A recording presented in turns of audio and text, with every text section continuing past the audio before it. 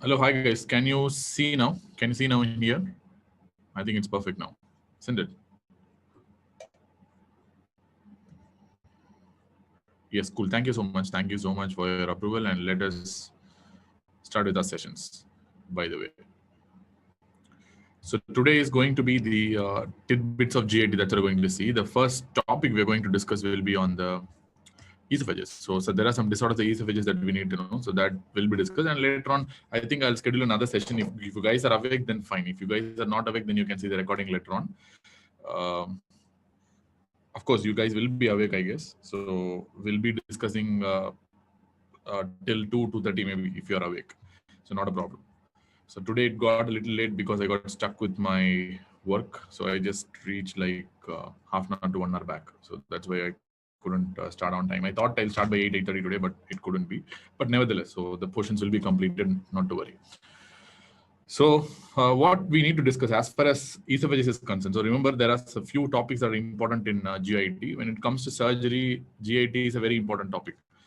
In the sense like there are quite a few topics that will be discussed in surgery as well. And when you take the entire surgery and put it into pieces, like the gastroenterology and the GIT part, the surgical gastro is the most important thing in any exam.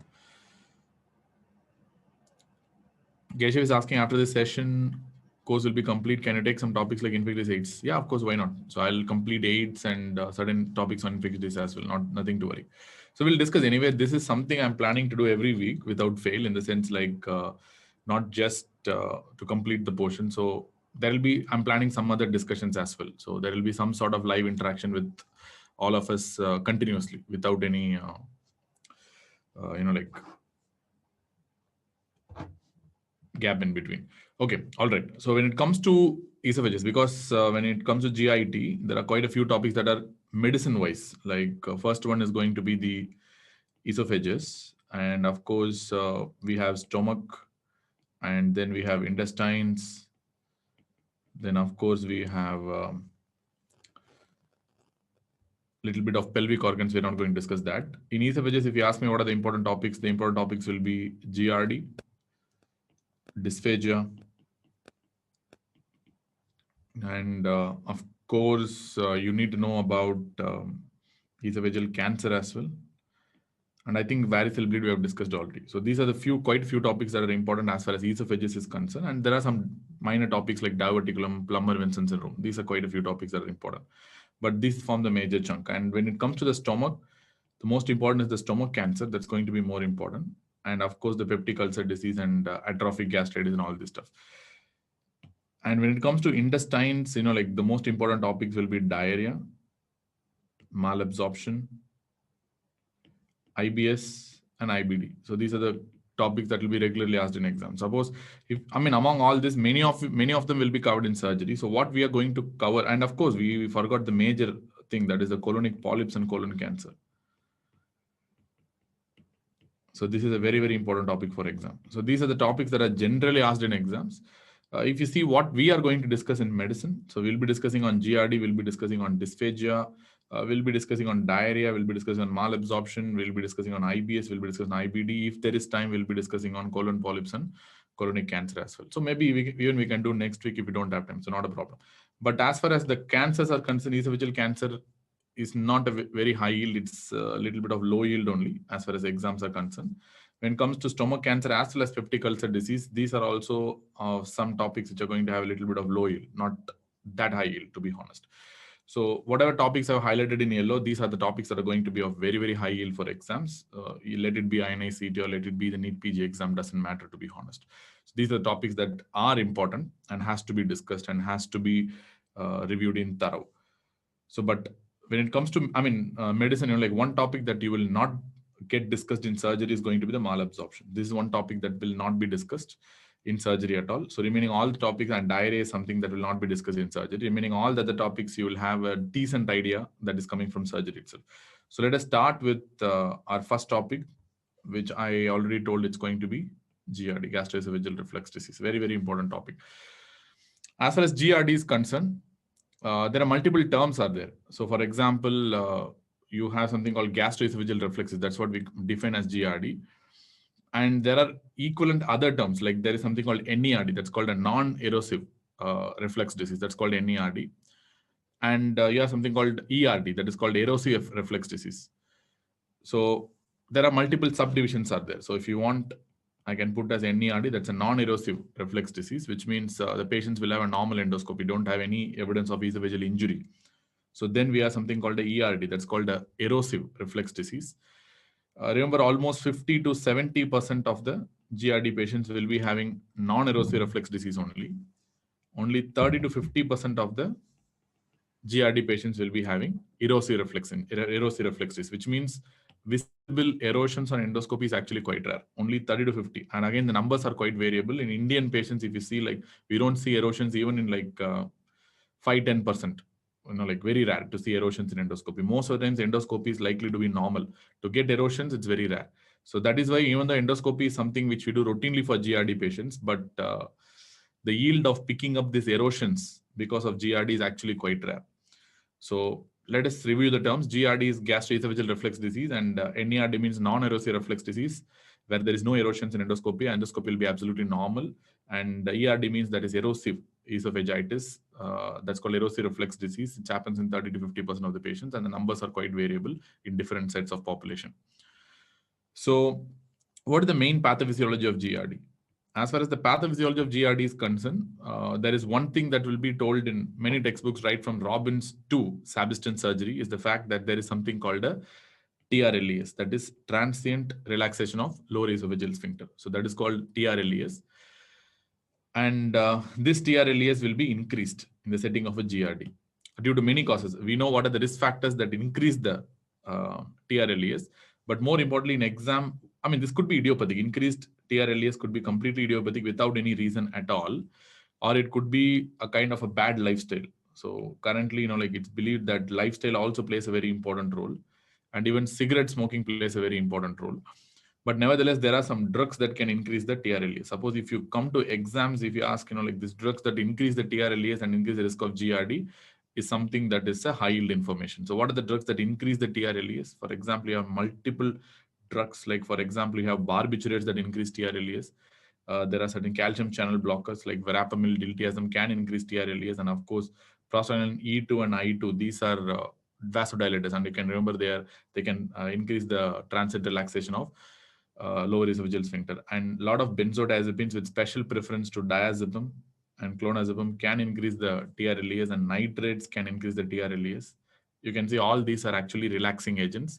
And anticholinergic drugs, including amitriptyline, which is very commonly used in our practice. So that is also something that can increase the TRLES through its anticholinergic action. Then we have dopamine agonists like levodopa, dopamine receptor agonists. So all these things can do that. And you have caffeine and theophylline. So excessive tea and coffee consumption can increase the TRLES. And as I told you previously, alcohol can increase TRLES, and smoking also can increase the TRLES. So we have multiple different drugs and multiple different compounds that increase the risk of TRLES, so that they increase the risk of developing gastroesophageal reflux disease.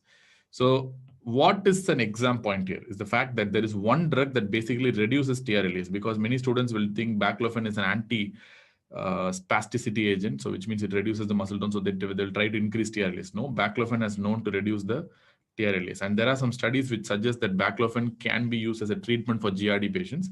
But even though it is not very commonly used, PPAs are the gold standard right now. But nevertheless, baclofen is a drug that has been, proven experimentally to reduce the TRLES. So out of all these drugs which I have told you, this may be important or not, I don't know, but this is something very, very important. Baclofen is something that's going to reduce the transient relaxation of lower esophageal sphincter. So what is the reason for developing this, GRD in the first place? So what is the problem here? So what is the underlying problem that creates the issue? The problem is the fact that it creates, this acid reflux creates mucosal damage, which can result in a development of a lot of problems. Like for example, over a long time, it can result in development of strictures. It can result in development of columnar metaplasia, especially of intestinal type. So this metaplasia can go for dysplasia as an adaptation, and this dysplasia can develop cancer. over a period of time.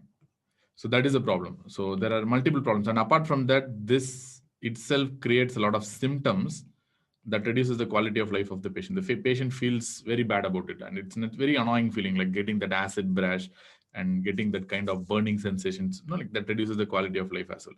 So it has a lot of problems associated with each other, this mucosal damage, in the form of reducing quality of life due to persistent symptoms, getting a stricture, metaplasia, dysplasia, and development of cancer later on in life. So that's why this is some disease that has to be addressed. And to be honest, what are going to be the risk factors for developing GID in the first place? As I told you, it could be completely idiopathic, but there are some known risk factors. Like, for example, you have a hiatus hernia.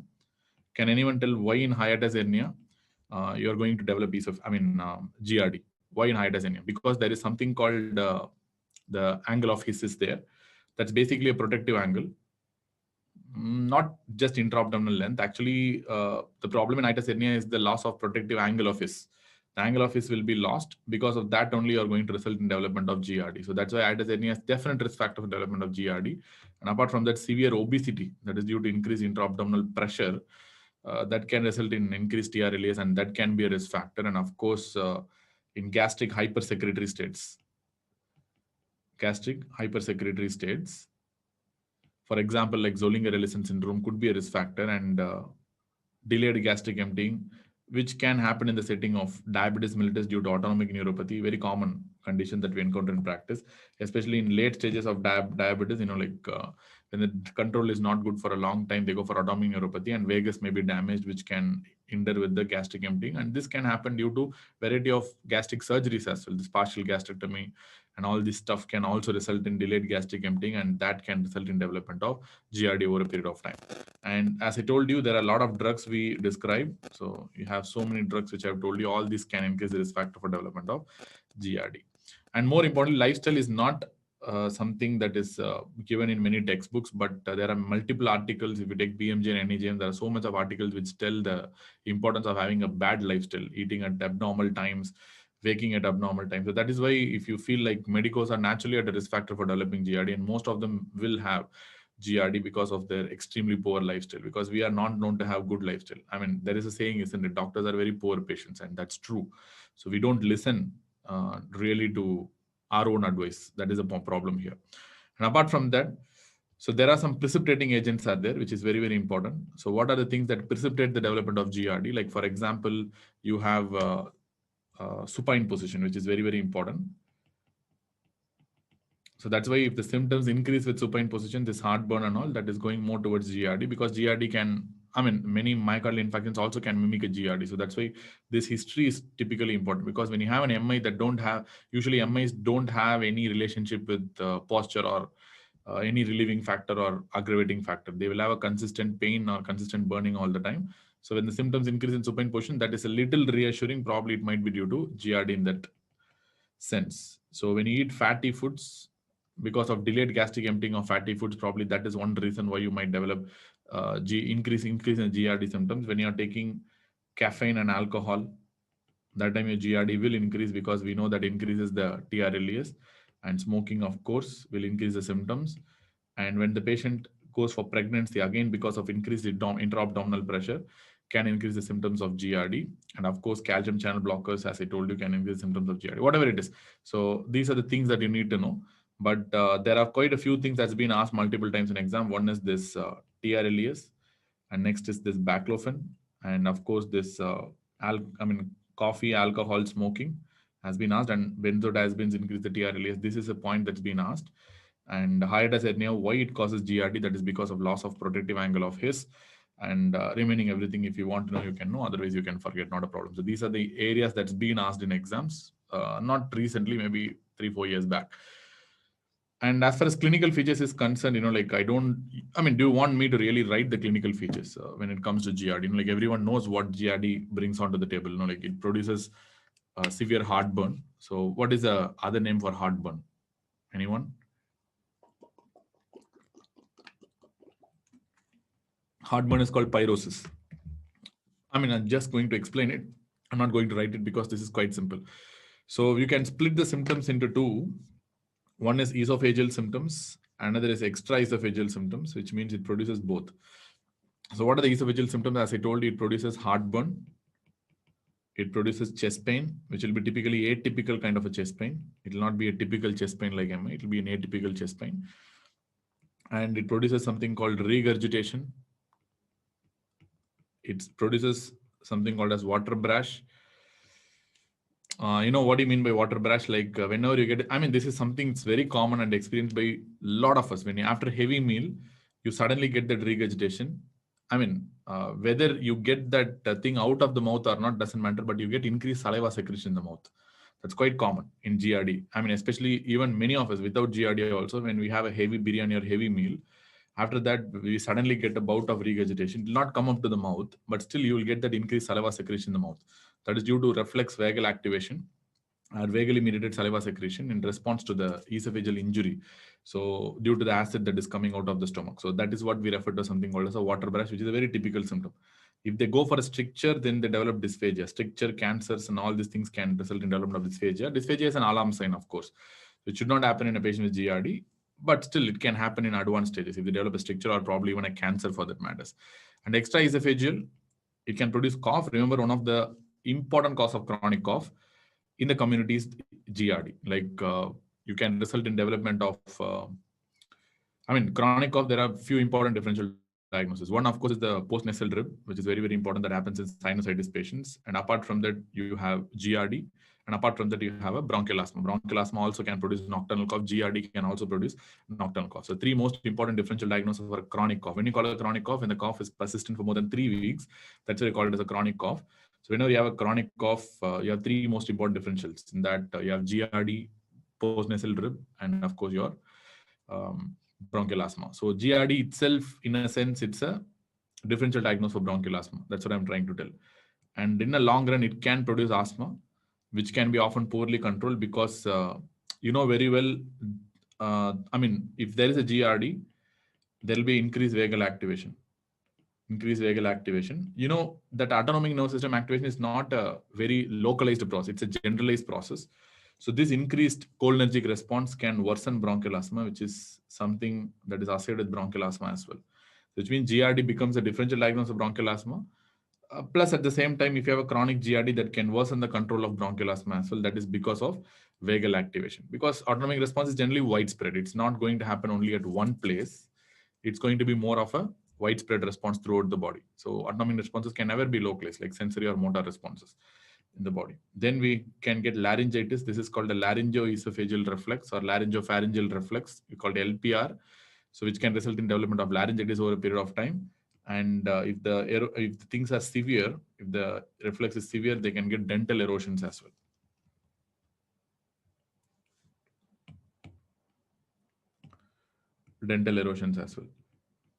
And one of the questions that's not clearly answered by studies is the fact that the GRD patients have increased development of ILD in the future. That is because of chemical pneumonitis that happen over a period of time. Even though we don't, aspirate that acid, but many studies tell that during sleep especially, you might, because the reflexes and the protective pharyngeal and laryngeal reflexes will not be that great during sleep. So you might end up with having a small amount of chemical pneumonitis due to aspiration of this acid continuously for a long period of time, and that can result in increased risk of interstitial lung disease. So that's what they're trying to tell. So GRD has a risk of development of ILD, even though this is not completely proven, but still this is in the pipeline. And you know that scleroderma patients have severe GRD, most of them. That is not related to idiopathic nature. That is more of a secondary cause, so we don't discuss here. Scleroderma patients itself has a high risk of development of GRD. That is because of the motility problem they have. They have a very low sphincter tone by default because of the fibrosis. And at the same time, they have low peristaltic contractions as well. That is a typical scleroderma esophagus we have discussed already. Scleroderma patients, one of the risk factors for development, because we know that the generalized scleroderma will develop ILD, and one of the important risk factors for development of ILD in scleroderma is GRD. This is something which I have mentioned already in the rheumatology chapter, if you see. So there are multiple risk factors, including your anti-SCL70, that is anti-topoisomerase 1 antibody, that is there. Apart from that, one of the important risk factors for development of ILD in scleroderma is patients having severe GRD. So that's a risk factor. So that also tells you the fact that patients with GRD may develop ILD in the long run. But nevertheless, let us move on to the management. How will you investigate and how will you manage these patients? First of all, like one of the diagnostic points about GRD is the fact that it will reduce with empirical proton pump inhibitors. That is one thing is there. We don't want to discuss about that in detail. But nevertheless, any patient, if you're having a suspected GRD, patients are having a suspected GRD, the first thing you need to look for is the alarm symptoms. Alarm symptoms. Alarm symptoms means, I told you already one alarm symptom. Alarm symptoms means dysphagia is one of the important alarm symptoms. Patients with GRD should not have dysphagia. If they have dysphagia, that's an alarm symptom. It could be either a motility problem like scleroderma, or it could be something else, a neuromuscular problem, or it could be even a cancer, something, or it could be infective esophagitis like cytomegalovirus or HIV. So we don't know. So anyone with dysphagia have to be a little careful, and even with odonophagia have to be really, really careful, because GRD typically does not cause odonophagia unless and until it's complicated with something else. So these are alarm symptoms. And you have elderly patients, age more than 55, especially age more than 55 with new onset dyspepsia. I generally send the patient for a scopy. That's really, really important. In this condition, you have to rule out a cancer. And the patient is having anemia with GRD, weight loss with GRD, all these things probably point towards a malignancy, in fact. Or if the patient is having a family history of GA malignancy. Family history of GA malignancy. These are what we refer to as something called as alarm symptoms. If the patient has alarm symptoms, the next step I'm going to do is endoscopy. I need to do a UGA scopy for sure. So these patients has to be taken invariably. So remember, UGA scopy can give you a specific diagnosis.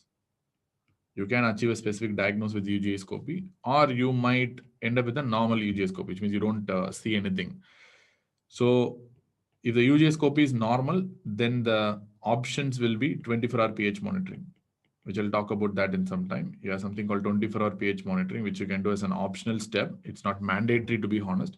Usually 24-hour pH monitoring is done before taking for surgery to confirm it's a GRD, especially when you suggest a patient to have a Nissen's fundoplication.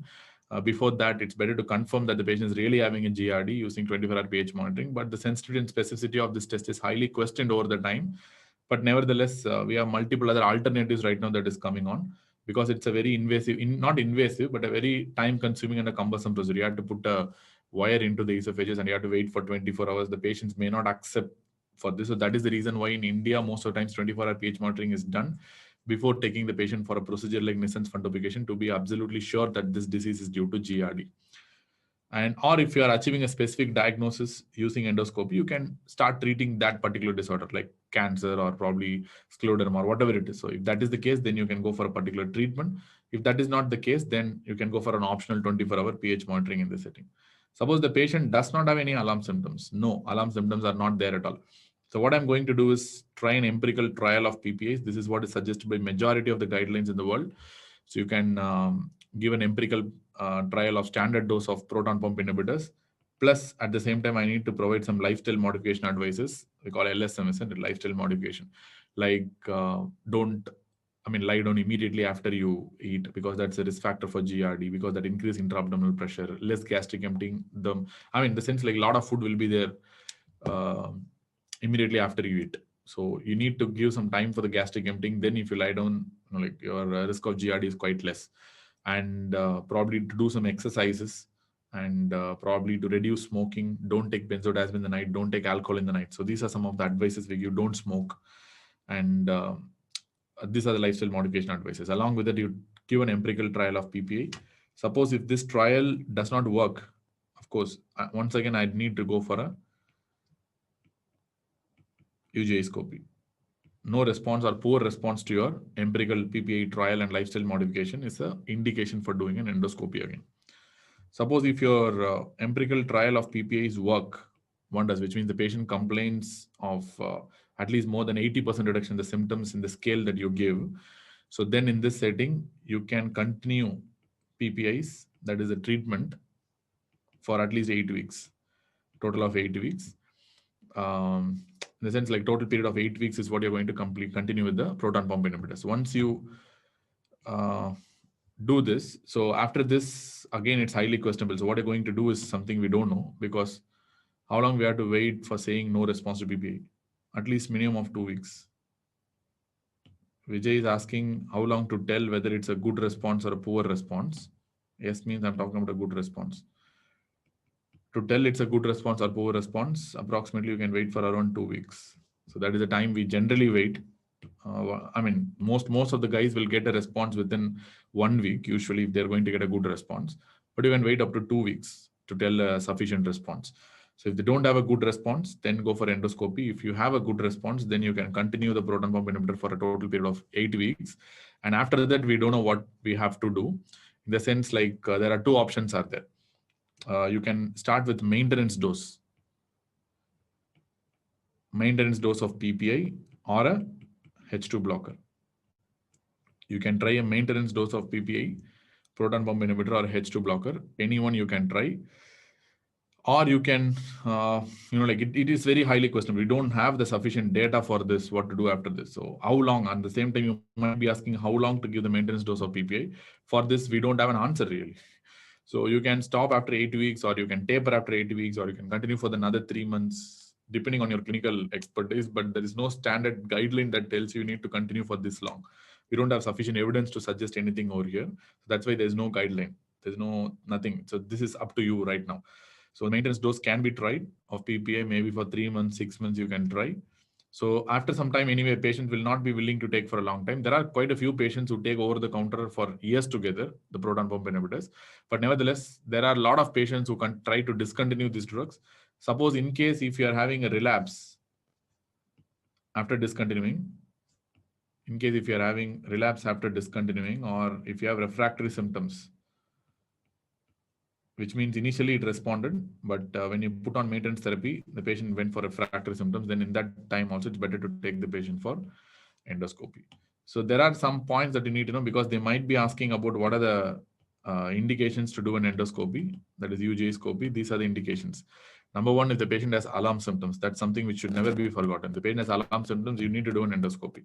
Or if the patient is not responding to an initial empirical trial of PPI, or if the patient is having a relapse after discontinuation of PPI, or probably if the patient starts developing refractory symptoms, after initial response to PPI, those patients are the ones who are candidates for UGI or endoscopy. Clear? And this is the algorithm for the management of GRD in the first place. So for example, let us see about the different investigational therapy, investigational options that we had. So the first one, what we did is endoscopy, UGI. So if you ask about the sensitivity of UGI and specificity of UGI for picking up a reflex disease, remember, it is sensitivity of UGI is less than 30%, in the sense like it's very difficult to pick up GRD using endoscopy. But specificity is more than 95%, in the sense, if you see erosions in esophagus, that is absolutely specific for GRD. But the problem is, most of them will have a non-erosive reflex disease only. They don't have erosions. So if you really believe like 50 to 70% will not have erosions and only 30 to 50% will have erosions. So that's why I told you sensitivity is less than 30%. Almost 50 to 70 will not have erosion. So that is why endoscopy is not going to pick up GRD. So most of the times endoscopy will come as normal, or some non-specific finding will be there, which is not going to, justify the diagnosis of what you're trying to expect in the endoscopy. So endoscopy is a poorly sensitive investigation, but it's highly specific. There is something called a 24-hour pH monitoring, which is something very important to know. As far as 24-hour pH is concerned, this is supposed to be the gold standard. And I can right now call it as a traditional gold standard probably. So where you place the probe is very, very important. Remember, what are the indications for 24-hour pH monitoring? So whenever the symptoms are persistent and the endoscopy is normal, or if you are planning for some procedure, so that time you can opt for a 24-hour pH monitoring. So where you are going to do, if you are having a persistent symptoms plus a normal endoscopy, or if you're planning to do a procedure, optionally you can take the patient for 24-hour pH monitoring. So it's considered to be the traditional gold standard for diagnosis of GRD. So the 24-hour pH probe is there. It is done similar to that of the Riles tube only. So where you will place the probe is just 5 centimeters above the gastroesophageal junction. So you do an endoscopy, like a nasogastric tube, you are going to insert that probe, and with the help of endoscopy, you are going to place the probe just 5 centimeters above the gastroesophageal junction. So just 5 centimeters above the GE junction is the place where you're going to place the probe. So there are certain cutoffs are there. Suppose if the patient is not on acid suppression, what is the cutoff? And if the patient is on acid suppression already, which means the patient is taking some PPI or even a H2 blocker on acid suppression. So there are two different cutoffs are there. So if they are not on PPI, this is what you will be getting in exam. The pH is less than 4 for at least 4% of the time. 4% of the time, which means you are doing for 24-hour pH monitoring. Throughout the 24 hours, you are going to monitor the pH from 8 to 8 o'clock. That's what we do usually. So if you are going to monitor 24-hour pH, if the pH is less than 4 for at least 4% of the time in the 24-hour period. So that is the diagnostic cutoff for diagnosing GRD in the first place. Or if the patient is on PPI already, if the pH is less than 4 for just 1.6% of the time is enough to tell it's a GRD. Because here the patient is already on PPI or on acid suppression like H2 blocker. In that setting, the cutoff is still less than 4 only. But if it's just it was just there for even more than 1.6% of the time, you can call it as GRD in this perspective. And then we have different types of reflexes there. What are the types of reflexes there? We have something called acid reflex is there. Acid reflex is there. So what do you mean by acid reflex? Initially pH was more than 4, but after some time during the reflex, the pH become less than 4. That is acid reflex. So there is something called acid re-reflex is there. So what do you mean by acid re-reflex? Already the pH was less than 4. And there is a reflex that is happening on the background of pH less than 4. That is called acid re-reflex. Acid reflex is pH initially was more than 4. During the reflex, it dropped to less than 4. That is acid reflex. What do you mean by acid re-reflex? Already the pH was less than 4. On top of that, you are getting a further reduction in the pH because of a new acid reflex. So this is called acid re-reflex. So then we have something called weakly acidic reflex. Weakly acidic reflex. So this is not a very good term to use, but nevertheless, if the pH is 4 to 7 during the time of reflex, that is called as weakly acid reflex. Then we have something called a weakly alkaline reflex also, where bile can reflex sometimes. So what do you mean by weakly alkaline reflex? If the pH is more than 7 at the time of reflex, we call it as a weakly alkaline reflex. So acid reflex, pH less than 4 during the time of reflex. Acid re-reflex, pH less than 4, but getting on the background pH less than 4, but again you are getting a reflex one more time, that is re-reflex. Weakly acidic is pH 4 to 7, and weakly alkaline reflex is reflex happening with the pH of more than 7. Typically it will be a bile reflex. So that is called weakly acidic, weakly alkaline reflex. And one more score is there. So for 24-hour pH monitoring, the name alone is important. That is called a D-Mester score. Everyone would have studied in surgery. That is given in every surgery textbook, isn't it? So there's something called a D-Mester score. So, or D-Mester score. I don't know how to pronounce that. So I call it as D-Mester score. Suppose beyond, what is the cutoff to tell it's a GRD? Or beyond what cutoff you can tell it's a reflex? If the score is beyond 14.72, you have multiple parameters there. If the score is more than 14.72 in the D-Mester score, you can call that the patient is having gastroesophageal reflex disease or typically reflex disease. So this is based on 24-hour pH monitoring only. And there are many other tests are there.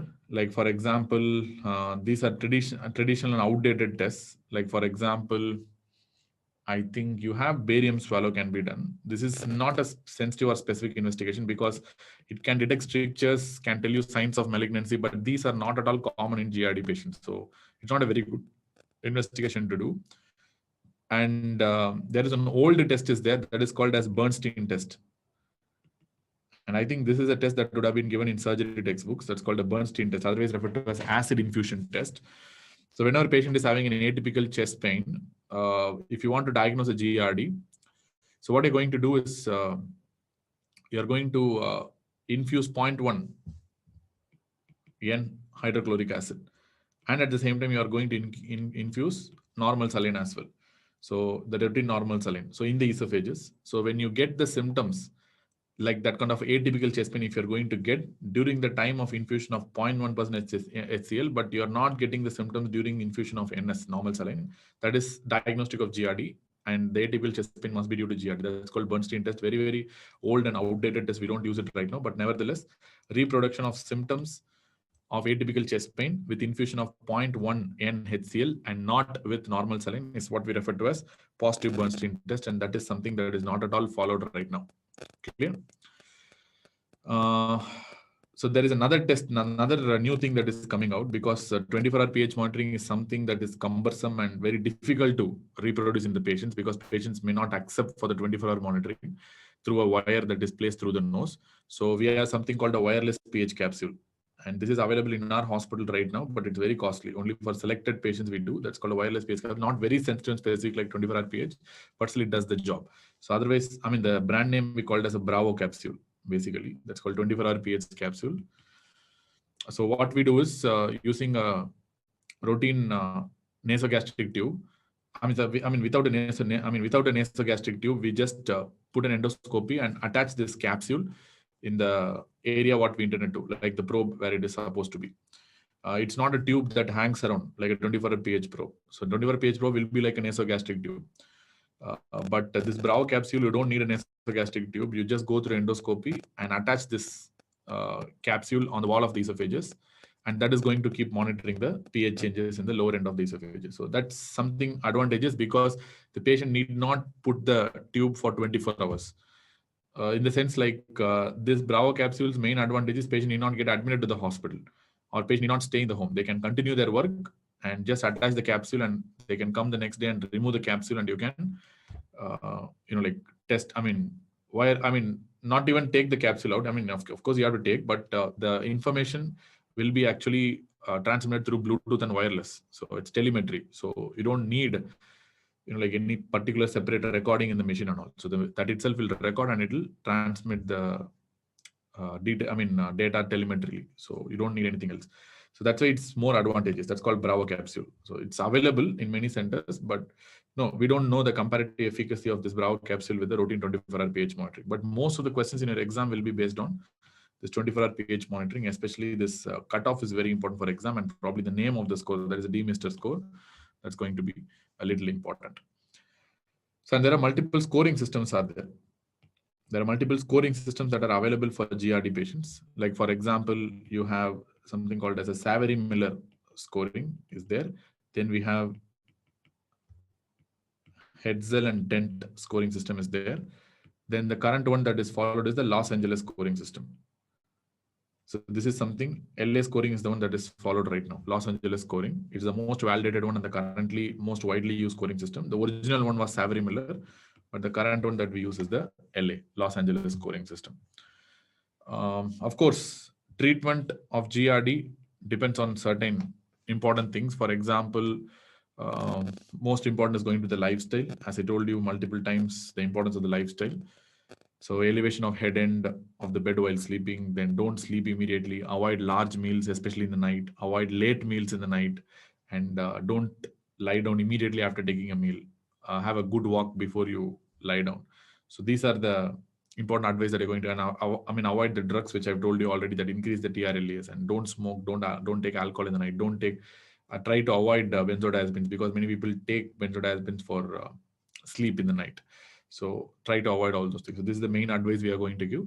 Apart from that, we have medical therapy in the form of antacids are there. Remember, antacids treat symptoms, but it does not treat the reflux. In the sense like they don't reduce the esophagitis. Reflux will still be ongoing. The esophagus will still be there, but it treats only the symptoms. The patient's symptoms will get surely better, but it doesn't treat the esophagitis. So that's why it's not a very powerful or very effective treatment for treating GRD. So you can give as an adjunctive therapy to reduce the symptoms faster, but they're not the standalone therapy for sure. Even for maintenance therapy, they are not good. So the most important therapy that reduces symptoms as well as reduces the esophagitis is acid suppression, of course. Currently, acid suppression can be done using multiple drugs. For example, you can do it with H2 blockers, of course, and you can do it with proton pump inhibitors also. And there is no doubt about that the most effective therapy compared to H2 blockers is proton pump inhibitors only. Of course, it's going to be more effective. And it is superior to H2 blocker in controlling the symptoms as well as healing the esophagitis. The minimum duration, whatever the treatment you give, H2 blocker or PPIs, the minimum treatment duration should be 2 weeks. 2 weeks. That's why when I think Vijay asked that question in the beginning, so how long you have to wait for telling the response, it's 2 weeks time. So the minimum therapy duration should be at least 2 weeks to say the therapy responds to, even if the therapy has responded, you need to give for 2 weeks. That's the minimum treatment duration. And you can try some prokinetics like metoclopramide or domperidone.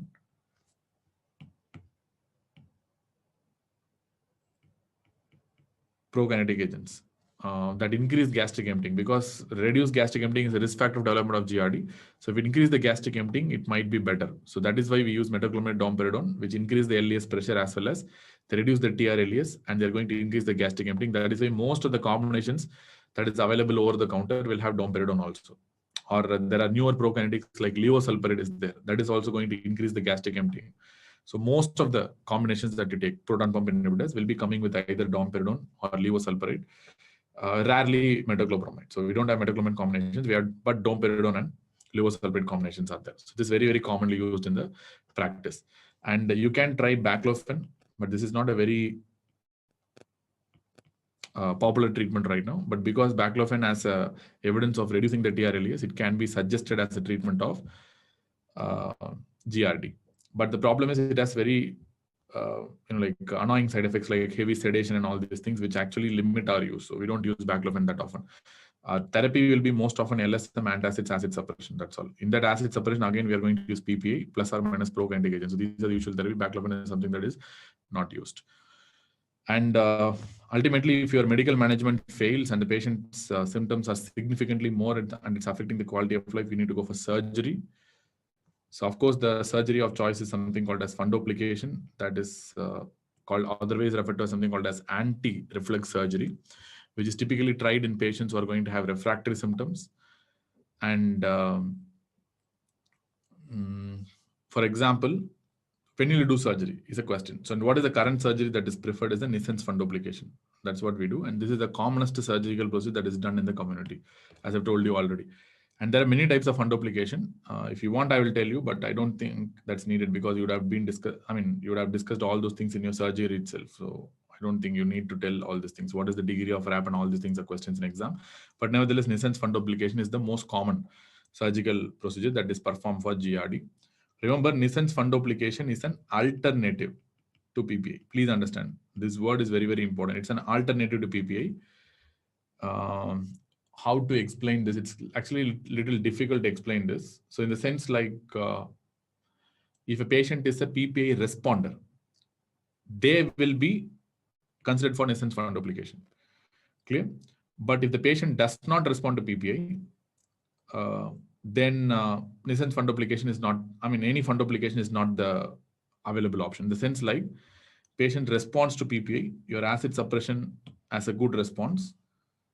But once you stop the acid suppression, the patient gets symptoms again and again. Those patients are very good candidates for Nissen's fundoplication or any fundoplication.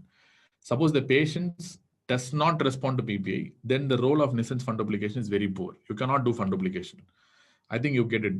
I don't know how to tell this, but I think you get it. Do you get it? So what I'm trying to tell? Do you understand?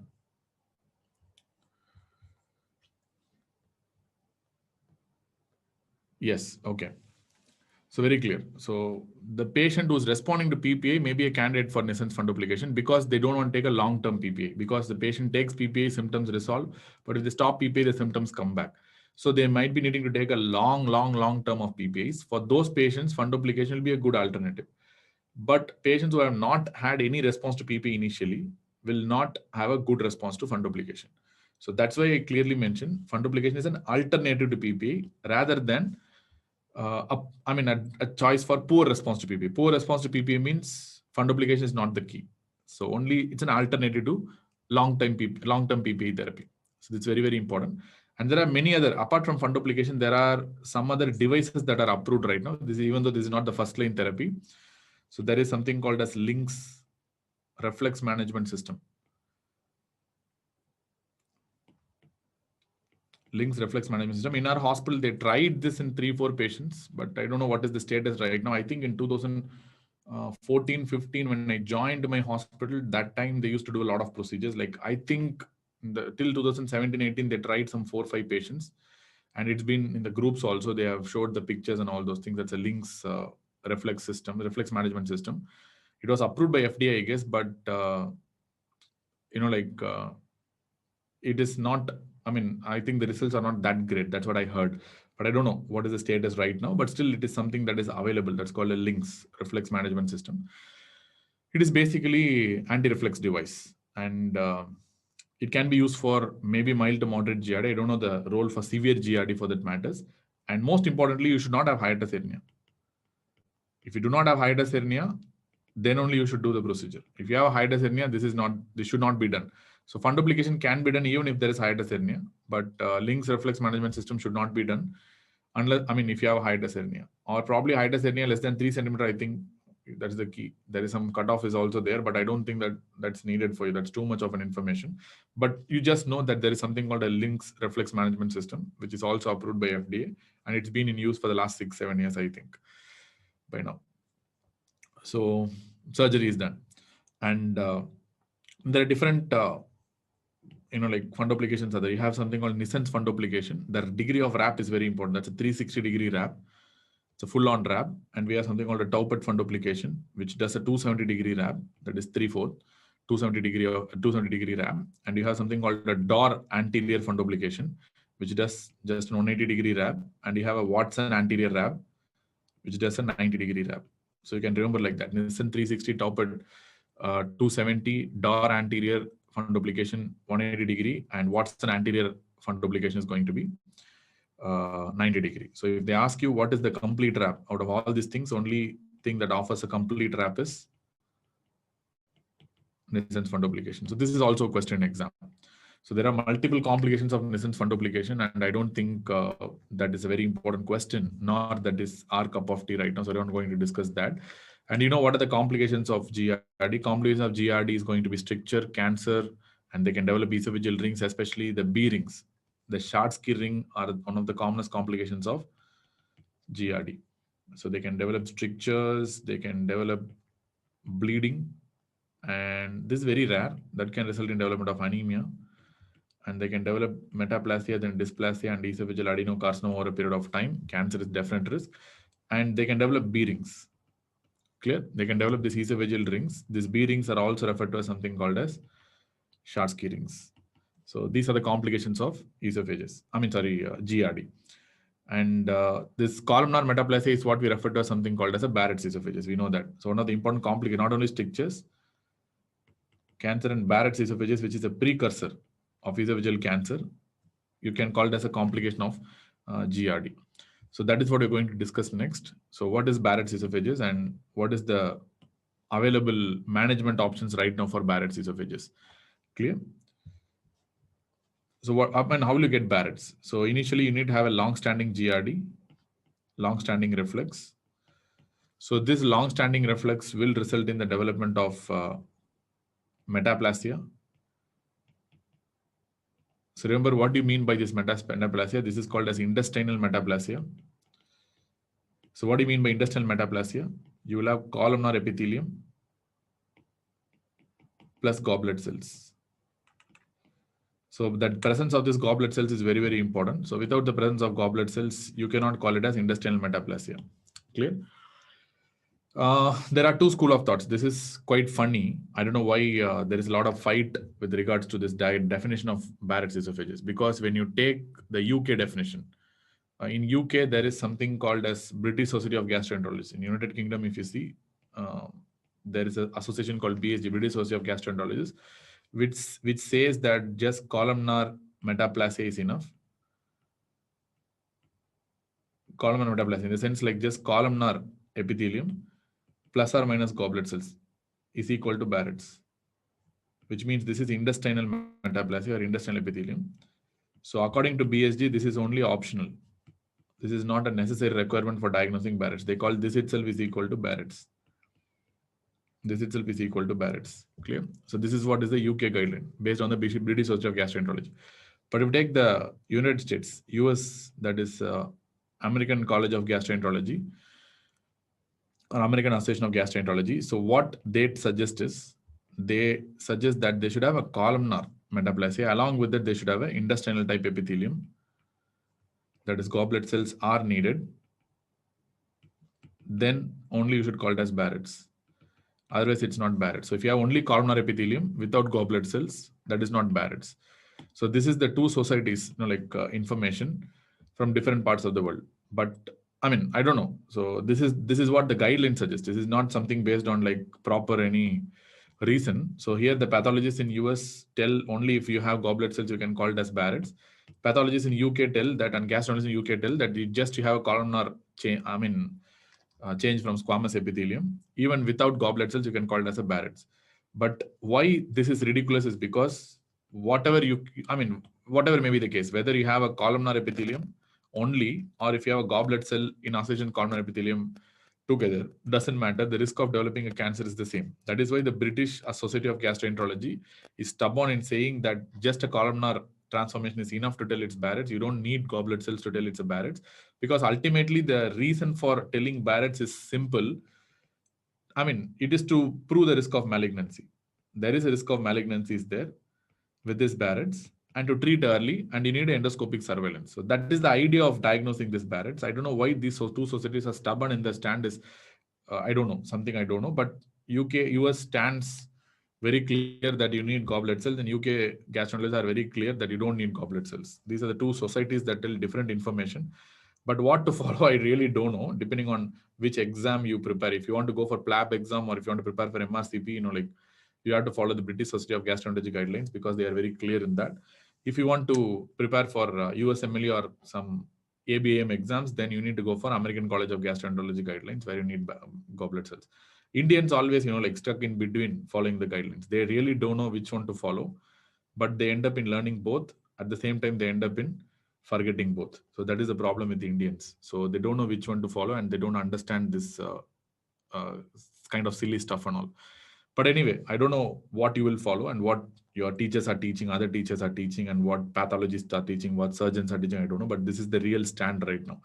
But remember, whether you have goblet cells or not doesn't matter. The risk of malignant transformation is almost the same. There's no much reduced risk if you don't have goblet cells, or if there is no much higher risk if you have goblet cells. It's not like that.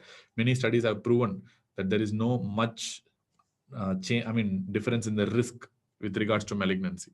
That's why, in a way, I can tell British Society of Gastroenterology are also correct, because there's no much change in the, difference in the cancer risk when it comes to the goblet cells presence or not. So that's why I don't know. This is a very silly thing, but still this is how it is.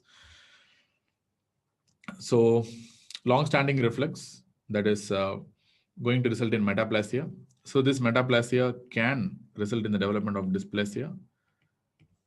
Then it can further move towards adenocarcinoma. So of course, that metaplasia is something that is completely reversible. That dysplasia is something that is partly reversible. It's not completely reversible. Still, you can reverse. And adenocarcinoma, it's a final irreversible process. It is something that cannot be reversed. That has to be treated. So that is the reason why you give surveillance. Even though you see dysplasia, you do endoscopic surveillance. You don't really go for any extravagant treatment options. Especially if it's a low-grade dysplasia, you wait. You do endoscopic surveillance, because there is a possibility that they can get reversed back to metaplasia, and they can even disappear over a period of time. So metaplasia is completely reversible. Dysplasia is partly reversible, depending on the grade of dysplasia, and adenocarcinoma is the final stage that is irreversible. So that is the reason why we do endoscopic surveillance at these stages. We don't go for the extravagant treatment options, to be honest. Clear? Fine. So how can I divide Barrett's esophagus? Like, for example, when you take the pathology of Barrett's esophagus, as I told you, it is the transformation from squamous epithelium to columnar epithelium. And you can see that. So what will be the normal squamous epithelium, and where will be the transformation into the columnar epithelium will happen.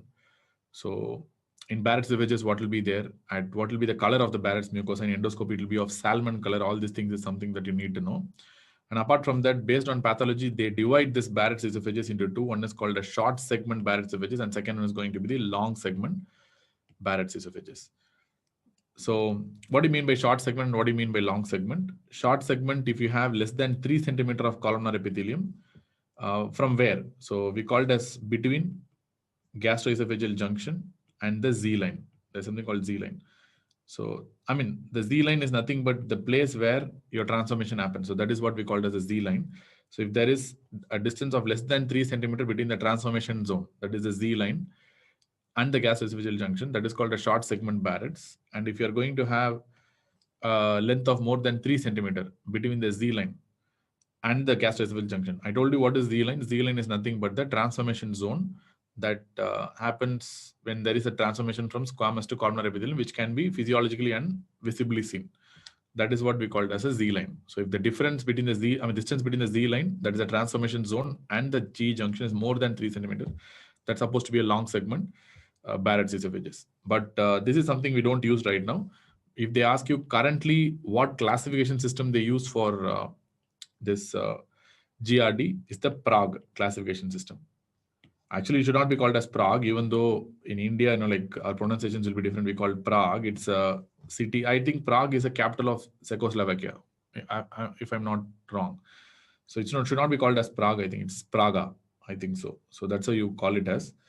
So, I mean, it's quite funny in our setting if you call it as Praga classification, like nobody likes it. So that's why I stick on to our original Indian pronunciation in the form of Prague classification. That is a classification system that is used for Barrett's esophagus. So they give two parameters. One is going to be the C classification, that is called the circumferential extent. And second one is the M. M means proximal extent. Proximal extent.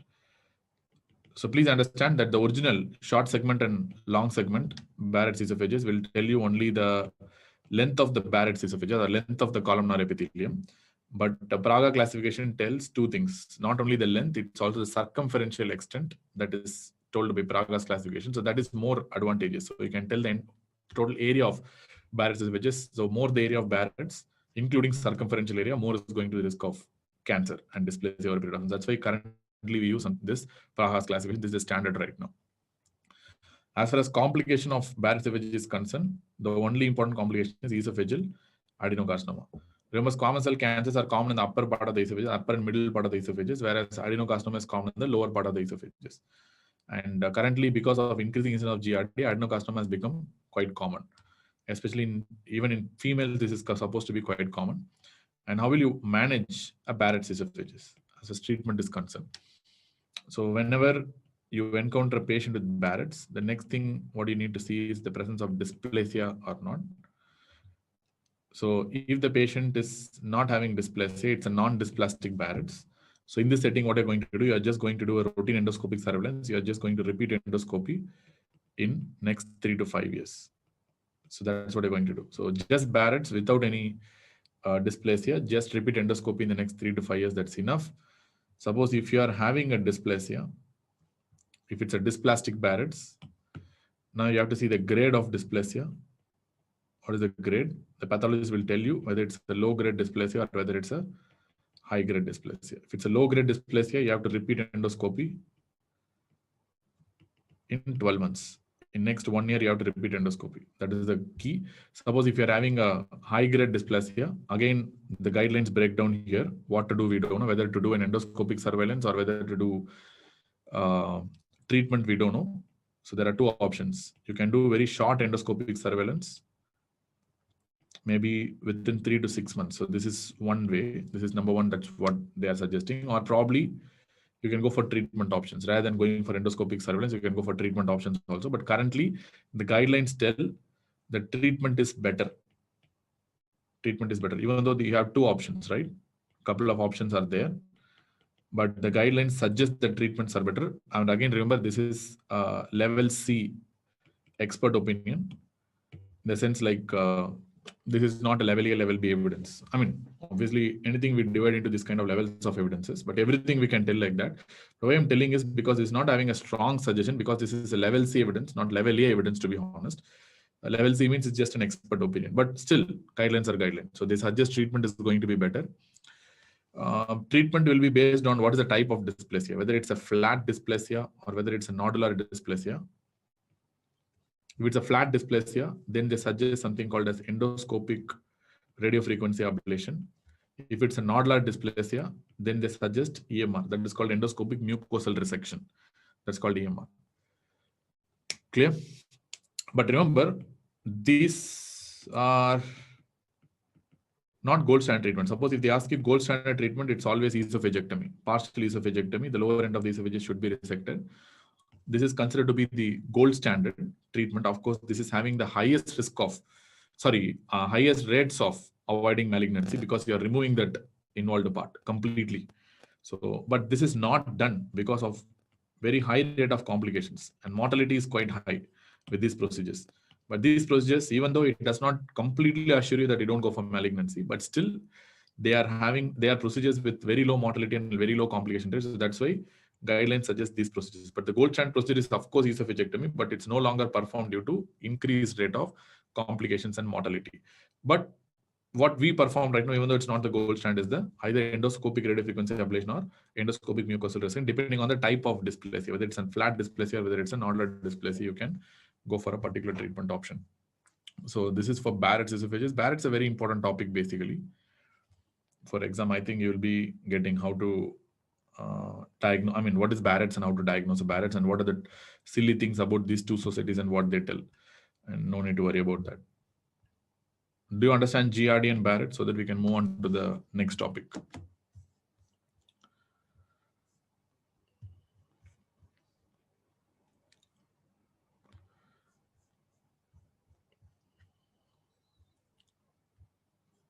Do you understand?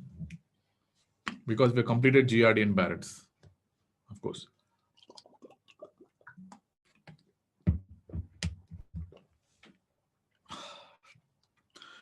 Cool. So the next topic will be on dysphagia. That's going to be the next topic. And there are quite a few questions on dysphagia. First of all, let me give you some classic algorithms for dysphagia and what you're going to really get through this dysphagia.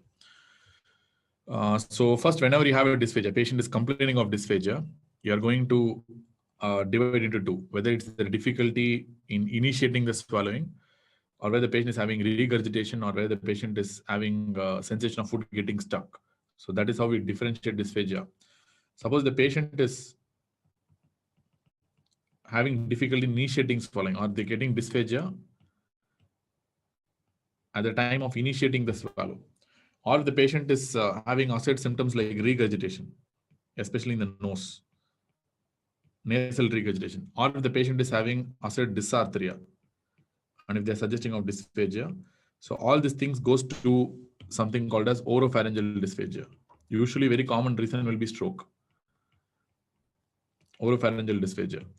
Clear? So the patient is having difficulty initiating if they're getting dysphagia during the initiation of swallowing, or they get a nasal regurgitation or a dysarthria, or probably even a drooling, all these things goes towards a oropharyngeal type of dysphagia. Usual reason and the most common reason for oropharyngeal dysphagia will be stroke.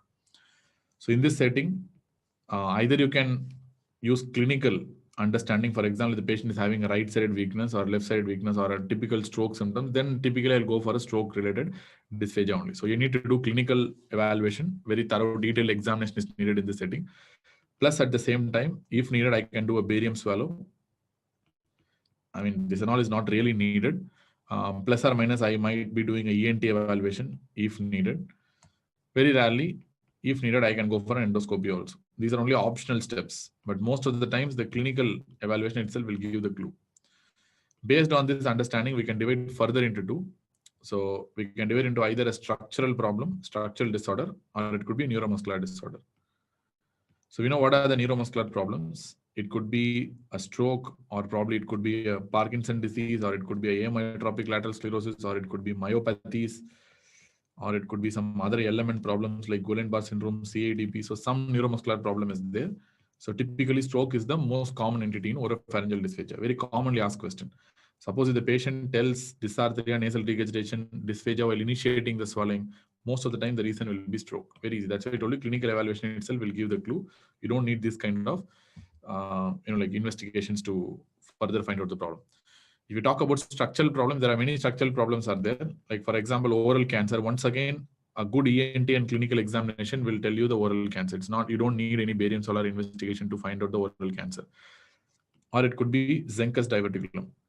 Zenkus diverticulum easily identified by barium swallow itself. You don't really need an endoscopy. Endoscopy is difficult to find. I mean, endoscopy does not clearly find out the Zenkus diverticulum. It's the barium swallow, especially the lateral views of the barium swallow is going to tell you the Zenkus diverticulum. Or it could be post-neck irradiation. So for head and neck cancers, they will do radiotherapy to the head and neck. So that could be the reason for this kind of symptoms. So these are the usual causes of why you develop a oropharyngeal dysphagia. The most common reason in the world right now for oropharyngeal dysphagia is stroke. That's all. Very, very important point. So clear? Divide into two. First oropharyngeal, then the patient is having a sensation of food getting stuck in the esophagus. They're not having this regurgitation. They're not having this kind of swallowing initiation difficulty, but they're having a sensation of food getting stuck in the esophagus after. I mean, for example, they will tell, I'm eating, but I'm feeling that food is stuck here in the chest. So that is more often a esophageal cause of dysphagia. I'll call it as esophageal cause. It's not an oropharyngeal cause. It's a typical esophageal cause of dysphagia. So whenever there's an esophageal cause of dysphagia, of course, the next step is endoscopy plus or minus barium swallow. I can do an optional barium swallow, but endoscopy is a must here. I'll do endoscopy. If endoscopy is abnormal, I'll achieve a specific diagnosis. For example, if endoscopy is abnormal, there I can divide into two. One, it could be an inflammatory cause, probably due to esophagitis. And again, esophagitis is a big differential. It could be different types of esophagitis, including infective esophagitis there, like Candida, HSV, CMV, then HIV, so many different types of corrosive esophagitis, peptic esophagitis, that is GRD, reflex esophagitis. So many types of esophagitis are there. I can divide into those that have inflammatory cause, that is esophagitis, or second thing is structural cause. Structural causes can be further divided into two. Structural cause means we are talking about a mechanical obstruction. It's a mechanical cause of dysphagia. That's a mechanical obstruction. Mechanical obstruction, usually one important clue with regards to mechanical obstruction is dysphagia for solids, typically. Solids only. They don't have dysphagia for liquids. Liquids will easily go, but most of the people will have dysphagia for solids only, or solids more than liquids. But typically they will have only solids, dysphagia for solids. They won't have any dysphagia for liquids. This can be further divided into those who have intermittent symptoms or those who have continuous symptoms. So those who have intermittent symptoms typically will be due to rings, webs. This is a very important cause. Or very rarely, a condition called eosinophilic esophagitis is there, which produces a typical that the ring-like appearance of the esophagus, which look like, that's called trachealization of esophagus, and we'll be discussing about that. That's called eosinophilic esophagitis, or those who have continuous progressive symptoms over a period of time. So usually you need to think about the peptic stricture here, stricture of the esophagus, or it could be a cancer, esophageal cancer. So this is how we divide the causes in the first place. So once you know it's an esophageal cause, you have to do an endoscopy. If endoscopy is abnormal, clearly it must be either due to inflammation like esophagitis, it could be infective also, or it could be structural. Structural means usually they will have dysphagia only to solids. If they have dysphagia to solids only and they have a structural problem, depending on whether the symptoms are intermittent or progressive, there can be a variety of causes. So intermittent symptoms means usually it will be due to rings, webs, or eosinophilic esophagitis. Progressive symptoms typically will be due to strictures and cancers or continuous symptoms. You can remember that way also. Suppose if the endoscopy is normal, still the patient is suggestive of dysphagia. Till the patient tells dysphagia, you cannot rule out any problem. Like neuromuscular problems. So in this setting, you need to proceed ahead with the esophageal manometry, which is very, very important. So if the esophageal manometry is also normal, then you can send the patient home. There is no problem. It's a normal patient. Suppose the esophageal manometry is abnormal. So then it is going to suggest a motility disorder. We'll be discussing about that in some time. It's going to be a motility disorder. If the patient is having motility disorder, based on the symptoms, whether the patient is having intermittent symptoms or the patient is having progressive symptoms, but without GRD. Next, if the patient is having progressive symptoms with GRD. So this is how I'm going to split. If the patient is having intermittent symptoms, then it will be usually due to esophageal spasm and other related disorders like nutcracker or jackhammer esophagus. The patient is having progressive symptoms but without GRD, then typical diagnosis is going to be achalasia, even though there are specific manometric diagnoses are available for all these things. The patient is having progressive symptoms and GRD, we'll typically think about scleroderma in exam.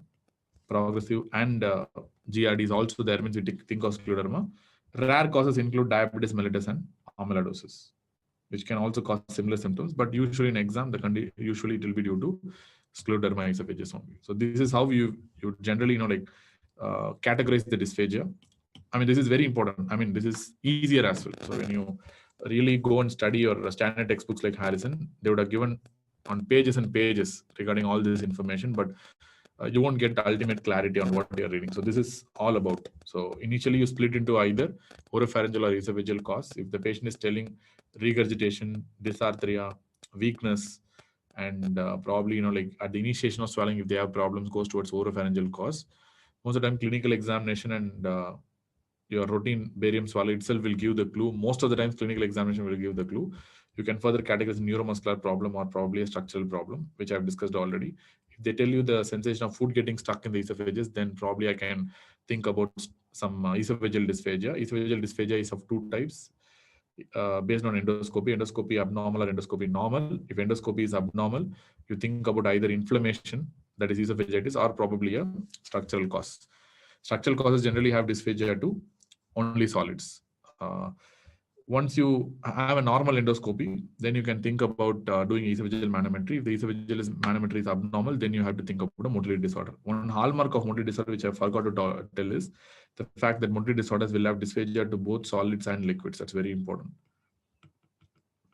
Whenever exam, they give a clue that the dysphagia is there for both solids and liquids, you can think about a motility disorder. Whenever they tell dysphagia is only for solids, then you can think about a mechanical disorder. So this is how you typically split the differentials of dysphagia. Very important. So there are few things which I wanted to tell. So the two diverticulums they will ask you. So when it comes to this oropharyngeal type of dysphagia, they'll be asking about two diverticulums. So one is going to be the Zenker's diverticulum. There are many different types are there, but I'm going to talk only about the high yield information. One is Zenker's and second one is called as a Killian-Jamieson diverticulum. Like I was seeing the New Zealand-Pakistan series sometime back, so I was remembering Kyle Jamieson. So he's a all-rounder, isn't it? Fast bowler and middle order batsman. So I got confused with him. So it's Killian-Jamieson diverticulum. So we have two types: Zenker's diverticulum and Killian-Jamieson diverticulum. So remember, this is why is this confusing? Because where is the weak point? So we can divide into three. So first of all, you need to know where is the weak point where the diverticulum forms. What is the weak point here? That's why it's confusing. Can anyone tell what is the weak point in Zenker's diverticulum?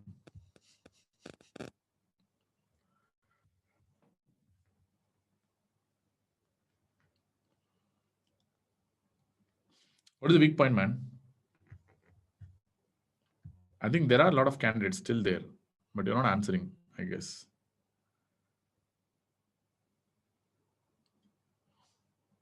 Pharyngeal constrictor. So what is that called as?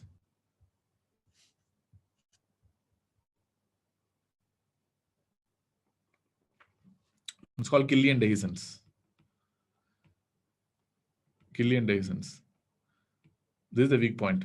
So, the usual confusion is there is a separate diverticulum called Killian-Jamieson diverticulum, but in Zenker's diverticulum, the weak point is the Killian-Dehiscence. So, what is the Killian-Dehiscence?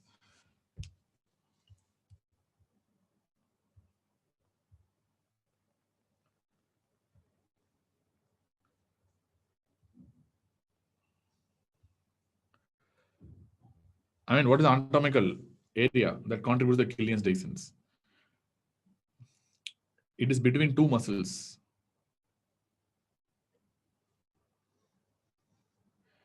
Okay, fine. So I don't want to go into detail about the anatomy. There is something called inferior pharyngeal constrictor. Yes, there's something called inferior pharyngeal constrictor. In the inferior pharyngeal constrictor, you have something called thyropharyngeus and cricopharyngeus. So the weak point is between the thyropharyngeus and the cricopharyngeus muscle. Clear? Of the inferior pharyngeal constrictor in the posterior part. So that is the reason why. What is the direction of the pouch? Direction of the pouch will be postero-inferior. Postero-inferior outpouching will be there. So that is why this can be detected only by lateral X-rays.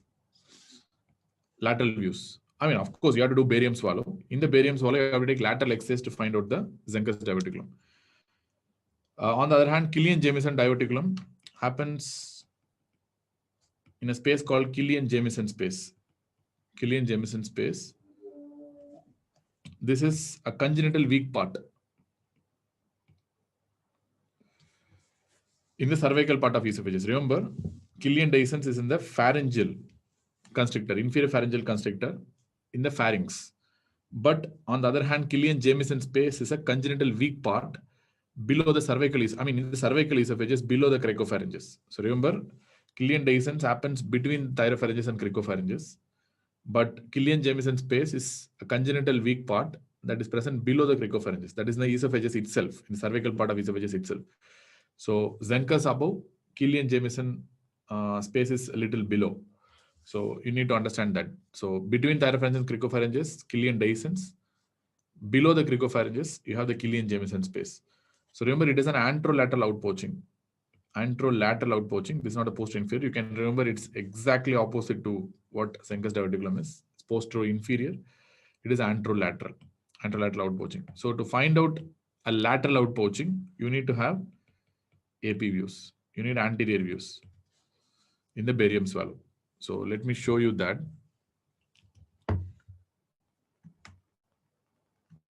Images, just hold on. So in exam, be a little careful because these are the two things that they will ask you again and again and again.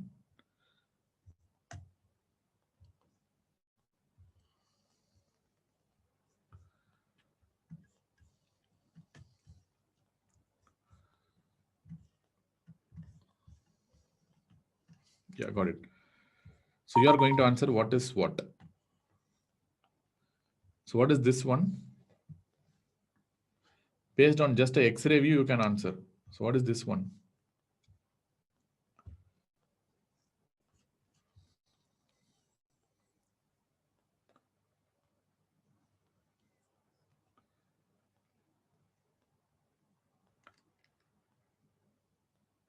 Is this Zenker's diverticulum or Killian-Jamison diverticulum?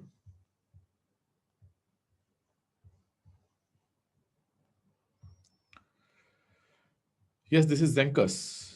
Why it is Zenker's? Because it's a lateral view. So when you see the lateral view like this, and if you see the diverticulum in the posterior part, the lateral view, so that is just the posterior inferior outpoaching. It's very straightforward. What is this one? Of course, it's an anterior view. It's an AP view in the barium swallow. It has a lateral outpoaching. So when you have an anterolateral outpoaching, this is supposed to be a Killian-Jamison diverticulum. So this is Killian-Jamison. And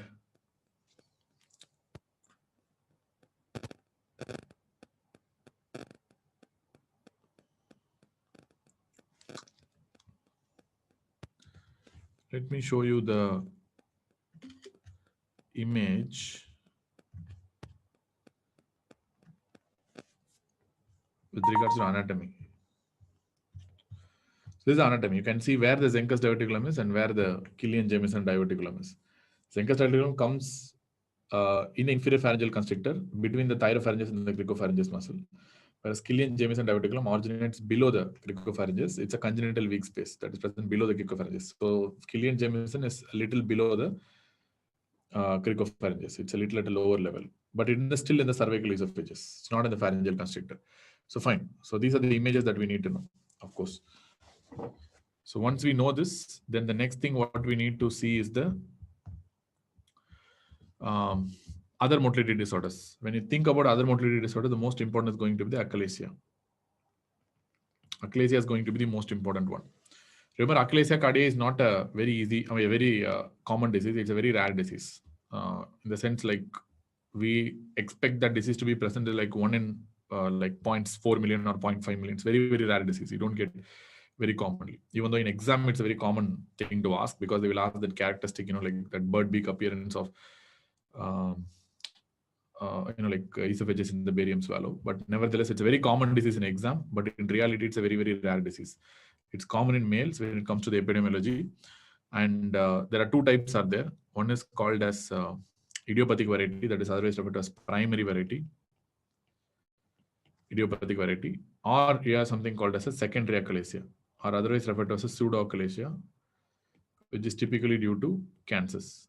Secondary or pseudoachalasia, this is typically due to cancers. Idiopathic is also called as primary achalasia, but whatever we are talking right now will be typically based on primary achalasia only. So we are going to discuss only on the primary achalasia. So idiopathic achalasia cardia, that is primary achalasia, we don't know what is the reason. That's why it's called idiopathic. Probably some viral illness could cause, like whenever you take pathological, like responses and pathology textbooks, especially, they will tell everything is related to the virus. There is some virus is thought to be the culprit, and they think the probable culprit is HSV1, but we don't have any idea. It's only a suspicion. It's not a confirmed thing. So HSV1 is suspected culprit in this setting. And what it's believed is it results in the loss of this myenteric neurons that produce nitric oxide and vas-intestinal peptide in the lower esophageal sphincter. And that is the reason why lower esophageal sphincter goes for increased tone and tightens. It's not opening at all. And that will further result in the loss of peristalsis as well. So that will result in achalasia and a huge dilation of the esophagus. And achalasia is supposed to be the most common neuromuscular disorder of esophagus. I mean, I don't think you will be getting this most common questions anymore, but nevertheless, achalasia is supposed to be the most common neuromuscular problem of the esophagus. Males, idiopathic is primary, probably related to HSV1, most common neuromuscular disorder of esophagus. When you suspect a secondary achalasia, so that's very, very important. Remember, primary achalasia typically happens in younger patients. Typically in the age group of 35 to 60 years. But please understand, young means very commonly middle age group, like 30s, 40s, you expect a primary achalasia. Whenever the patient is age more than 60, you should not diagnose a primary achalasia. It might be due to cancer. Clear? Typically, what kind of cancer? G junction tumors. Clear? That's called a secondary or a pseudoachalasia. Clear? It's due to cancers. One of the other rare cause of secondary achalasia is Chagas disease. Chagas disease could be the cause of secondary achalasia, but I mean, unless and until you have a history of travel to South America, like Brazil or Cuba, you don't diagnose a Chagas disease. Chagas disease is endemic only in South America. So without a travel history to South America, in any exam, may it be USMLE or may it be PLAB exam or may it be NEET exam, I don't think without that travel history to South America, I don't want to diagnose Chagas disease for that. So very rare disease. Chagas is again one of the important causes of secondary achalasia, but in India, it's not at all common. So in India, the most important cause of secondary achalasia, pseudoachalasia, is cancer, especially G junction tumors. You have to suspect secondary achalasia in patients who are aged more than 60. And I mean, we talk about old patients. Primary achalasia is common in younger patients. As far as clinical features are concerned, you have a classic triad. Even though this is not present in all the patients, it's about weight loss, dysphagia, and regurgitation. So all these three things will be there: weight loss, dysphagia, and regurgitation. Clear? So dysphagia is not like very acute in onset. It will be more of an insidious onset. It will be having a slow progression over years together. So that is very, very important. And you know, it's a neuromuscular dysphagia. So it will be having dysphagia to both solids as well as liquids. Both will be there, solids and liquids, because it's a motility disorder. And it will happen over a long period of time. It's not going to happen overnight or within a month or within 15 days. Whenever you have a faster progression of dysphagia, you have to think about malignancy again, secondary cause, pseudoachalasia. When it's happening over a long period of time, like years together, like 8 months, 9 months, if it's progressing very slowly, then you can think about achalasia, primary achalasia. But you need to always, like whenever you're evaluating a case of achalasia, you should always try to rule out malignancy at all points, because whenever the patient is having dysphagia with weight loss and regurgitation, why can't it be a malignancy? So you have to always rule out a malignancy before making a diagnosis of a primary achalasia cardia.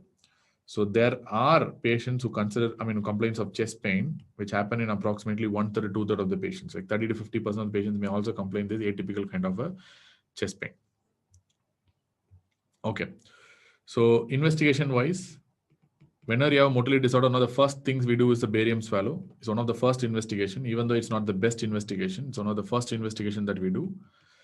Typical finding is the fact that you see a dilated esophagus that tapers down and produces this kind of a bird's beak kind of an appearance. So, and typically you might encounter a air fluid level within the esophagus. So you will see an air fluid level within the esophagus, and it will taper down to something called as a bird beak appearance. So, of course, this tapering is due to increased LES tone. And of course, this dilation of the esophagus, that is called megaesophagus, is due to reduced peristalsis in the body of esophagus. So that is the reason why you have this typical appearance. That can be detected in manometry, of course. There is something called as Hurst phenomenon that is in barium swallow. I don't know how much that Hurst phenomenon is important. So sometimes, this barium, technically speaking, this barium should not enter the stomach. But what can happen is sometimes this hydrostatic pressure of barium, so barium that you give itself may leak out into the stomach in bursts. Like sudden intermittent leakage of barium can happen into the stomach. This will be seen only in upright use. Of course, the patient is lying down means this will not happen. When the patient is upright means this pressure of the barium that you're drinking itself might push the barium intermittently into the stomach across the LES, which is quite not expected. So because the high LES tone, but still it can happen. And if that happens, that is what we refer to as something called as a Hurst phenomenon. So probable question, I don't know how much it's important, but you need to know about that. So this is a typical barium swallow, one of the first investigations to do, even though it's not the best investigation. Of course, it's one of the first investigations to be done in patients with suspected achalasia, barium swallow, bird beak, air fluid, reduced peristalsis, high LES tone, Hurst phenomenon. These are the key points. And of course, the best investigation and the most specific, sensitive, confirmatory, whatever they ask, answer is going to be esophageal manometry. Best, confirmatory, specific, sensitive, everything is manometry only. So of course, what you're going to see in manometry is aperistalsis. In the sense, you're going to have absent peristalsis. So when you call aperistalsis, there is something called amplitude of contractions. If amplitude of contractions less than 40 millimeters of mercury, which means they cannot produce powerful contractions at all. So if the amplitude of contraction is less than 40 millimeters of mercury, it is called as, it is diagnostic of achalasia usually. At the same time, you have incomplete LES relaxation. Especially during swallowing, you should have LES relaxation, because while swallowing, LES should relax to make the fluid go down. Especially during swallowing, if you do not have LES relaxation or you have incomplete LES relaxation during swallowing. What do you mean by incomplete LES relaxation? In the sense like if the LES pressure does not fall by more than 8 millimeters of mercury, when compared to the intragastric pressure, that is what we called as impaired LES relaxation, which I'll be talking about in some time. Then third thing is increased LES resting LES tone, typically by more than 45 millimeters of mercury. Clear? Clear? So these are the three components of manometry. So one is aperistalsis, second is incomplete LES relaxation during swallowing, and when compared to the intragastric pressure, and third one is the increased resting LES pressure, typically by more than 45 millimeters of mercury. So these are the 3 points that you need to know about esophageal manometry to tell that the patient is suffering from achalasia cardia. And we have, these are conventional manometry, and we have something called high resolution manometry, in which we'll be discussing about Chicago classification in some time. But before that, let me talk about other investigations. So remember, whether you need UGA scopy or not, absolutely yes. All patients should be taken for UGA scopy. So this is to rule out pseudoachalasia. As I told you, pseudoachalasia means cancer. Pseudoachalasia is equal to cancer. So all patients, every single patient who is having a suspect achalasia, even with a typical manometry finding, you have to take them for endoscopy. If they ask you why you need to do endoscopy in this setting, the answer is pseudoachalasia. So that is the reason why you want to take the patient for endoscopy. As far as treatment is concerned, so once you have confirmed it's a primary achalasia and it's not a secondary or a pseudoachalasia, then treatment will be very simple. So most of the time, the primary first-line treatment will be endoscopic dilation, endoscopic dilatation of lower esophageal sphincter. This is the usual first-line treatment. There is a little bit chance of perforation by approximately 4%, but less compared to that of myotomy. So second is myotomy. That's esophageal myotomy. There are two types is there. One is called laparoscopy esophageal myotomy, typically called as Heller's myotomy. I think this is something you would have studied in surgery as well. And next one is endoscopic. This is what we prefer right now. Endoscopic myotomy, that is otherwise referred to as POEM. Peroral endoscopic myotomy. Peroral endoscopic myotomy. This is what is preferred right now, rather than a laparoscopic Heller's myotomy. One of the important complications of myotomy is perforation, which can happen in 11% of the patients. Incidence of perforation with dilatation is only 4%, but incidence of perforation in myotomy is 11%. That is the reason why, your dilatation is the first line procedure. But if it fails, then you can go for myotomy. Laparoscopic LS myotomy is the gold standard, but the currently preferred surgery is peroral endoscopic myotomy, that is always referred to as POEM. success rates are very high, almost 90%. And one of the important other complication of myotomy is your gastroesophageal reflux disease. They can have GRD after this. Then third option, it's only adjunctive option, that is Botox. Botulinum toxin can be injected into the lower esophageal sphincter, but it will produce only short-term effects. And you can use medical therapies like smooth muscle relaxants.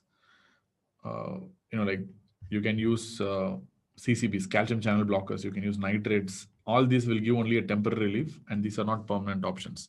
So the first line treatment, if they ask you, endoscopic dilatation. Adjunctive therapy is Botox and medical drugs like CCBs or nitrates.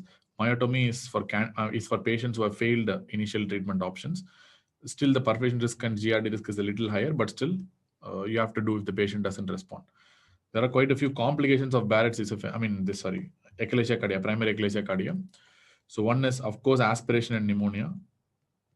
Definite risk is there because the contents stay in the esophagus. It doesn't go down at all. So, of course, when the patient lies down, there is a definite risk of aspiration and development of aspiration pneumonitis during sleep, and especially in the patient's supine portion. And there's an increased risk of development of squamous cell cancer.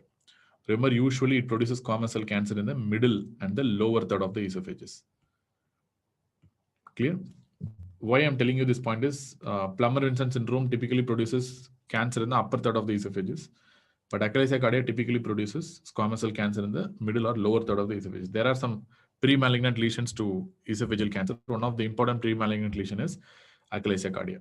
Plummer-Vinson is also pre-malignant lesion, and Barrett's definitely pre-malignant lesion. Barrett's produces lower third adenocarcinoma. Echinacea produces lower third, middle third squamous cell cancer. Plummer-Vinson produces upper third squamous cell cancer, cervical esophagus typically. And Chagas disease, most of the time they won't ask anything in Chagas disease. Chagas wise, they will ask you only the treatment of Chagas disease. Chagas can produce cardiac involvement. Chagas can produce, like colonic involvement, producing megacolon. Chagas can produce esophageal involvement, producing mega esophagus. So 3 important organs: heart producing cardiomyopathy and heart failure and arrhythmias, and colon producing megacolon, and esophagus producing mega esophagus. These are 3 organs produced by, 3 organs involved by Chagas disease. What is the organism behind development of Chagas? It is T. cruzi, Trypanosoma cruzi. That is a organism responsible for Chagas. Remember, it is endemic in South America. Unless until you have a travel history to South America, don't diagnose Chagas disease. It's also referred to as American trypanosomiasis. So African trypanosomiasis, isn't it? You have that African sleeping sickness. So that is different. So this is American trypanosomiasis, Chagas disease. And the bugs are different. So, like those bugs are different. So what is the bugs? I think that's a kissing bug. What is that bug? I lost my microbiology knowledge. I think it's Redwig bug, I guess. Yeah, Redwig bug. Redwig bug. Yeah, Redwig bug. I remember that kissing bug only because I'm a boy, isn't it? So I remember these kind of information only. So Redwig is something I forgot, but I think it's referred to as something called kissing bug. I think other name for this kissing bug is assassin bug, I think. Of course, those who kiss are assassins. So that's how I remember. Was kissing bug or assassin bug. I think the original name is Redwig bug.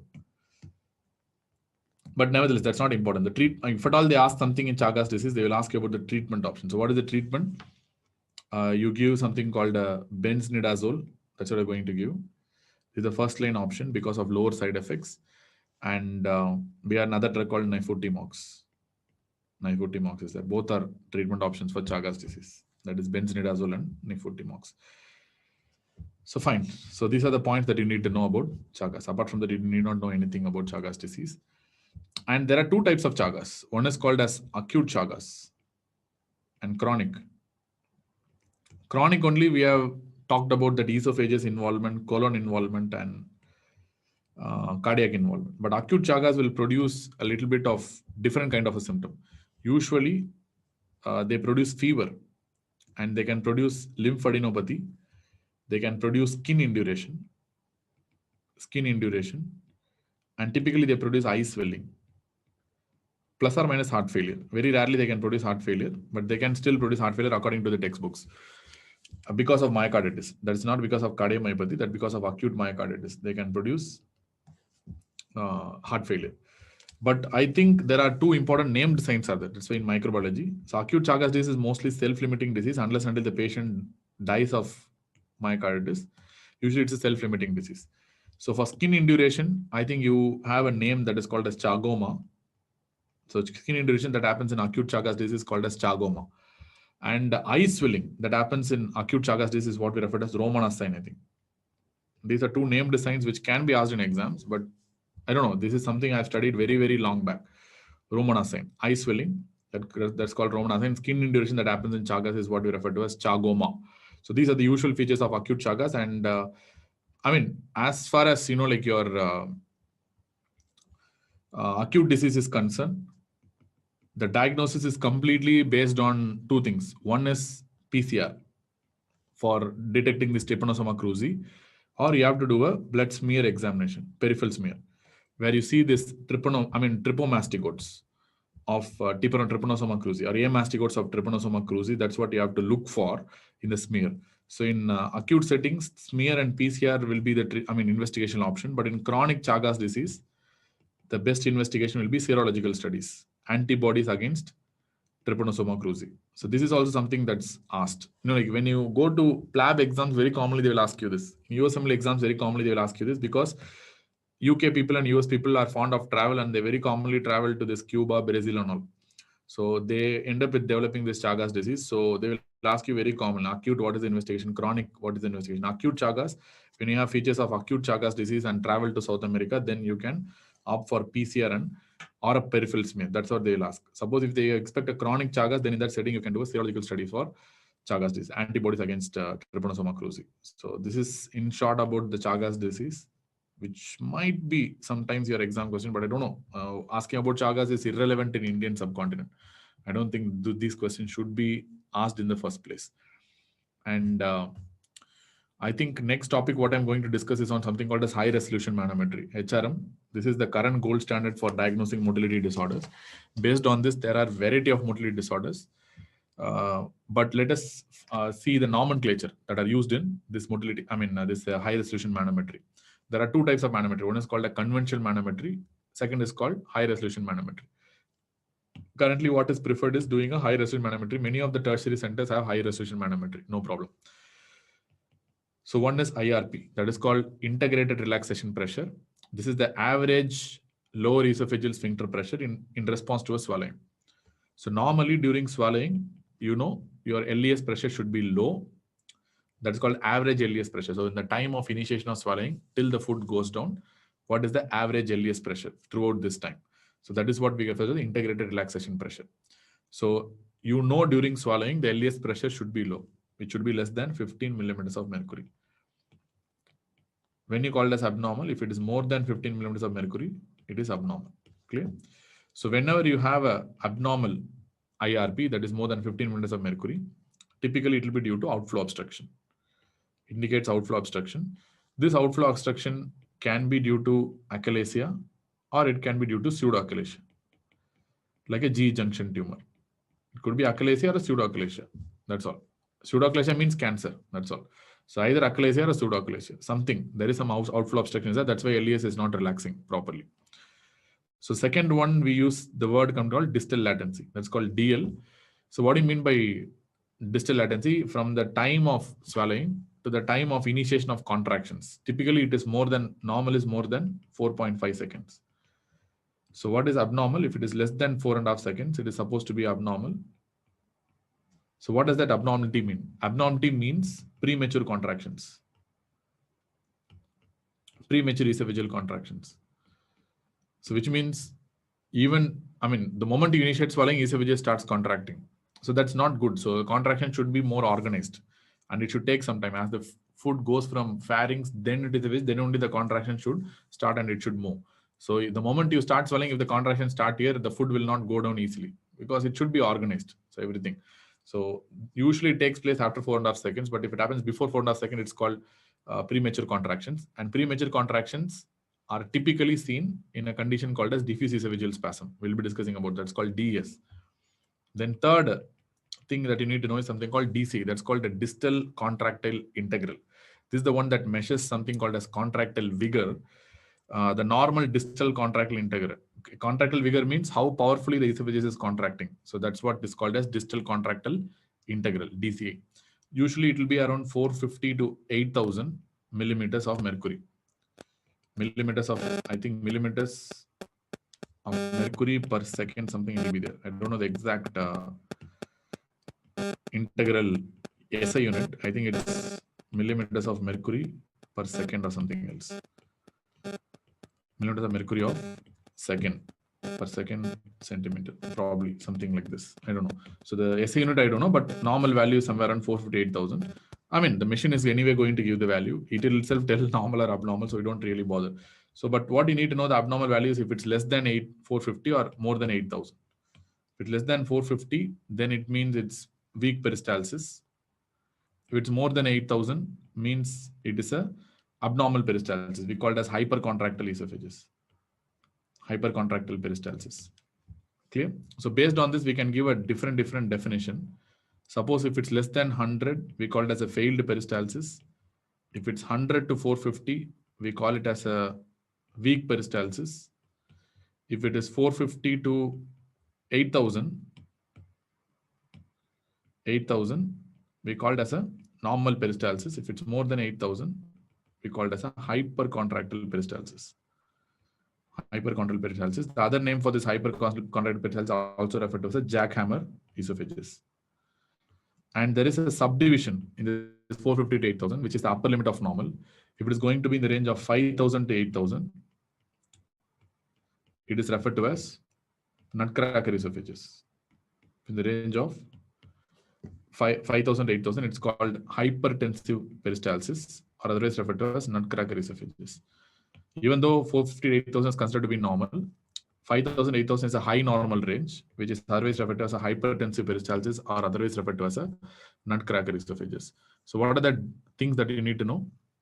450 to 8,000 is normal, less than 100 is failed, 100 to 450 is weak, 450 to 8,000 is normal, but still there is a subdivision 5,000 to 8,000 that's called hypertensive peristalsis or nutcracker esophagus. Anything more than 8,000 is clearly abnormal, and that is called as jackhammer esophagus or hypercontractile peristalsis.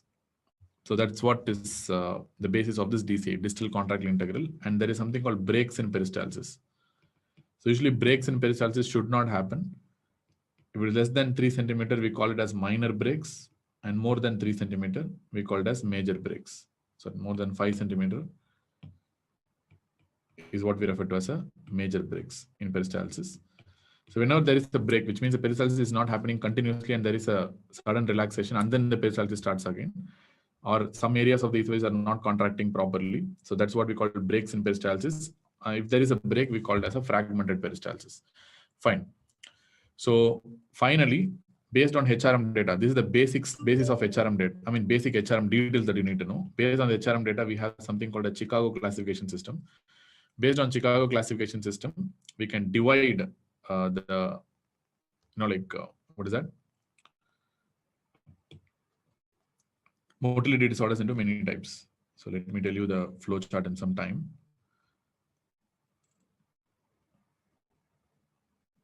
Divide the motility disorders into many types. Let me come back to that.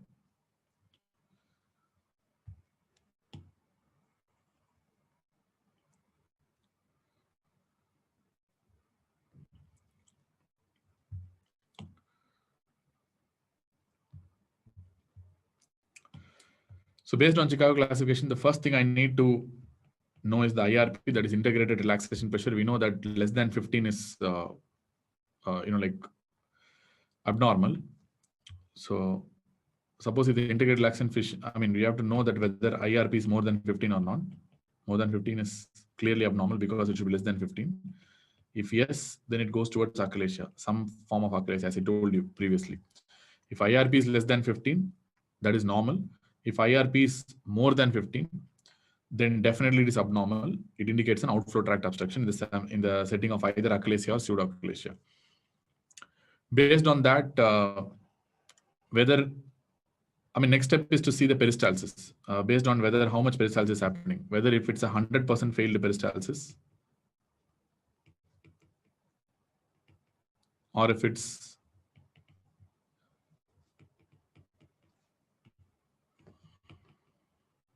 pressurization, or next thing is 100% failed peristalsis, with pan-esophageal pressurization,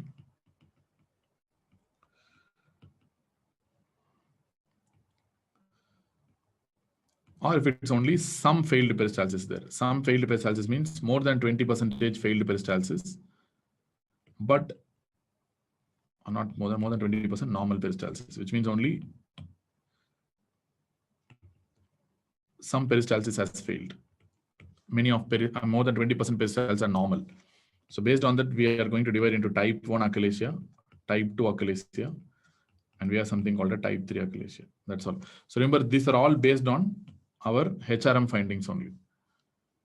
So this is not conventional manometry. HRM is very, very sensitive. That's called high resolution manometry. It can pick up even very, very small problems also in the esophagus.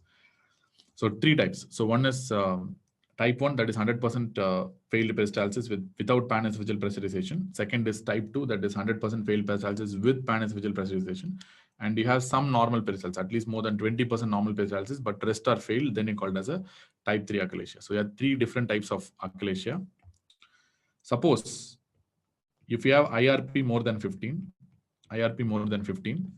plus it's not meeting the criteria for type 1, type 2, type 3, not meeting the criteria for type 1, type 2, type 3, which means you have IRP more than 15, but you don't meet the criteria which I've told you for type 1, type 2, and type 3. So you can think about pseudoachalasia in this setting. That is mechanical G junction obstruction. So this is where you diagnose a pseudoachalasia. So this is supposed to be a pseudoachalasia. If you have IRP more than 15, but your other values are not correlating with the type 1, type 2, or type 3 achalasia, according to the definitions, you are supposed to have a pseudoachalasia. In case if IRP is not more than 15, which means IRP is less than 15, means then it indicates a disorder of peristalsis. I can talk about simple peristaltic disorders. It's not achalasia anymore. Without IRP more than 15, I cannot diagnose achalasia, because the moment you call achalasia, it should be increased LES pressure. Without increased LES pressure, I cannot tell achalasia. So what are the disorders of peristalsis? Disorders of peristalsis, you have multiple different types. I can split, this is my way of splitting. One is called major disorders, and second is minor disorders. Major disorders are 3. One is failed peristalsis. You know what I mean by failed peristalsis? Whenever DCI is less than 100, we call it as failed peristalsis. Then you have a normal DCI plus at least more than 20% of premature contractions. So everyone will know what you mean by premature contractions. If the contractions start within a latency period of 4.5 seconds, that is called premature contractions. Whenever you have more than 20% premature contractions, the normal DCA, that is called a diffuse esophageal spasm. This is the definition of a DES. Then we have third problem, that is DCA more than 8,000. So this is typically a hypercontractile esophagus, or otherwise referred as a jackhammer esophagus. And what are the minor disorders? Minor disorders are 2. One is ineffective peristalsis. This won't create that much problem. Ineffective peristalsis means you have a DCA less than 450, that is weak contractions, in at least more than 50% of contractions. 50% swallows. 50% of swallows. So that is what we refer to as ineffective peristalsis. And second one is going to be the fragmented peristalsis. I told you the definition of fragmented peristalsis already. So if there is a breaks in the peristalsis, suppose if you have a normal DCI plus more than 50% fragmented contractions, more than 50% of the swallows will show fragmented contractions, which means there is a break between contractions. So this is what we refer to as a fragmented peristalsis. This is the entire Chicago classification. If you study textbooks, it's very difficult to understand this Chicago classification. You will get a lot of confusion. This is easy to find out. As I told you, there are 4 parameters that you need to know. One is IRP. Less than 15 is normal. More than 15 suggests achalasia or outflow tract obstruction. Then is distal contractile integral. Tells you the vigor of contractions. 450 to 8,000 is normal. Less than 450 weak. More than 8,000 definitely abnormal, called as jackhammer esophagus. And then you have premature contractions, which can be suggested by low distal latency. Normally, distal latency should be more than 4.5. If it starts earlier, before 4.5 seconds, it's called premature contractions. Whenever you have premature contractions, insignificant amount, that is suggestive of a diffuse esophageal spasm, which is otherwise referred to as a corkscrew esophagus. You would have studied in your lot of your surgery textbooks as this corkscrew type of esophagus. But you have different definitions for each and everything. So remember, the basic disorders can be diagnosed by conventional manometry. But if you want to diagnose everything in small and minute detail, you need high resolution manometry. So based on HRM, once again, I will recap. If the IRP is more than 15, then definitely it's achalasia. You can divide into 4, type 1, type 2, type 3, and mechanical pseudoachalasia. If you have 100% failed peristalsis without panesophageal pressurization, that is type 1. If you have 100% failed peristalsis with panesophageal pressurization, that is type 2. If you have some normal peristalsis in between, like more than 20% normal peristalsis there at least, that's called a type 3 achalasia, the less severe type. Or if you have IRP more than 15, but it does not fit into any of these 3 which I have told you, then it will come under pseudoachalasia.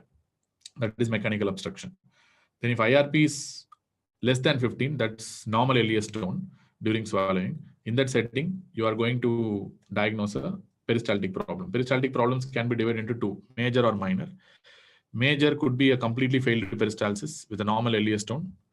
That is if DC is less than 100, then you have this diffuse esophageal spasm, otherwise called as corkscrew esophagus, where you have a completely normal DC, but your number of premature contractions will be at least more than 20% of the swallows. DC is more than 8,000, it's very clear that is a hypercontractile esophagus. So now you know what do you mean by different terms. What do you mean by achalasia first? What do you mean by nutcracker esophagus? What do you mean by jackhammer esophagus? And what do you mean by diffuse esophageal spasm? What do you mean by fragmented peristalsis? And all these things. Minor disorders too are there. So one is ineffective peristalsis and second is fragment peristalsis.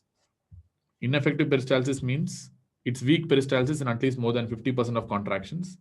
And fragment peristalsis means it is a patient with a normal DCA, normal peristalsis, but there is breaks in peristalsis. More than 50% of swallows showing breaks in peristalsis. That is fragmented contraction. So this is what we call as a fragmented peristalsis. So there are different types are there. This is what we refer to as something called as a Chicago classification.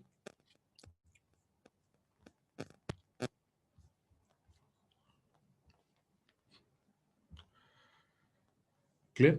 So this is the high resolution manometry data.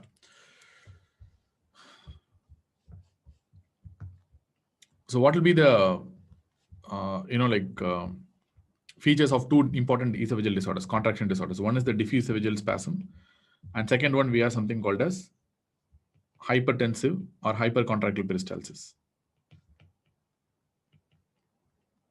Hypercontractile peristalsis. Hypertensive peristalsis is also referred to as nutcracker esophagus, and hypercontractile peristalsis is also referred to as jackhammer esophagus. So what will be the problems in these disorders? The basic problem in these disorders will be dysphagia. And of course, it will be due to both solids and liquids. And more importantly, they will have chest pain as a very prominent feature. Remember, in achalasia cardia, chest pain is not a very prominent feature. It can be seen in 1/3 of the patients, but in DS and hypertensive peristalsis, most of the patients will tell chest pain. Clear? And what about the sex? So there's gender distribution. So females are the ones that are typically affected with diffuse esophageal spasm, and there is no gender difference that females are equal to males. Here, females more than males in diffuse esophageal spasm, and females are equal to males. In the sense, there is no gender difference in the hypertensive and hypercontractile peristalsis. Remember, usually this will not have reflex. That's very, very important. No reflex symptoms. If the patient is having reflex symptoms, you need to think about something else, like scleroderma. They don't have reflex symptoms. So I think I've written a wrong spelling. I mean reflux. So no reflex symptoms. That's very, very important in these disorders. And usually typically predisposed by emotions. The symptoms can be worsened by emotions and sometimes even cold drinks. So these are all clues in exam. And in exam, there will be one more clue. They will tell that ECG is normal. So this is a clue, because they are trying to tell that the patient is not having any cardiac issue. And most of them will be young adults. So you don't suspect a cardiac issue in these patients. But remember, in exam, you need to look out for this finding, ECG normal. If the ECG is not taken, next step will be ECG, because any patient with chest pain, I'm going to take an ECG, of course. If the patient is not having, if the patient is having a normal ECG, then you can try suspecting these disorders. They will have dysphagia and chest pain. So whenever they tell dysphagia and chest pain combination without a reflex normal ECG, then you can think about these problems, DES or hypertensive or hypercondylar esophagus. Typically, one more common thing between them is IRP will be less than 15 in both. In the sense, like there's no problem in the LES one. It's the problem of peristalsis. As far as DES is concerned, the main problem is premature contractions. Premature contractions are the main problem as far as DES is concerned. As far as hypertensive peristalsis is concerned, it's the increased vigor of contraction is the problem. That is the problem here. Increased vigor. So typically speaking, here premature contraction is not a problem in hypertensive or hypercondylar peristalsis. In DES, your vigor is not a problem, which means what I'm trying to tell is, if you take HRM data, as I told you, in diffuse esophageal spasm, there will be a normal DCA. There won't be any problem, but there will be premature contractions.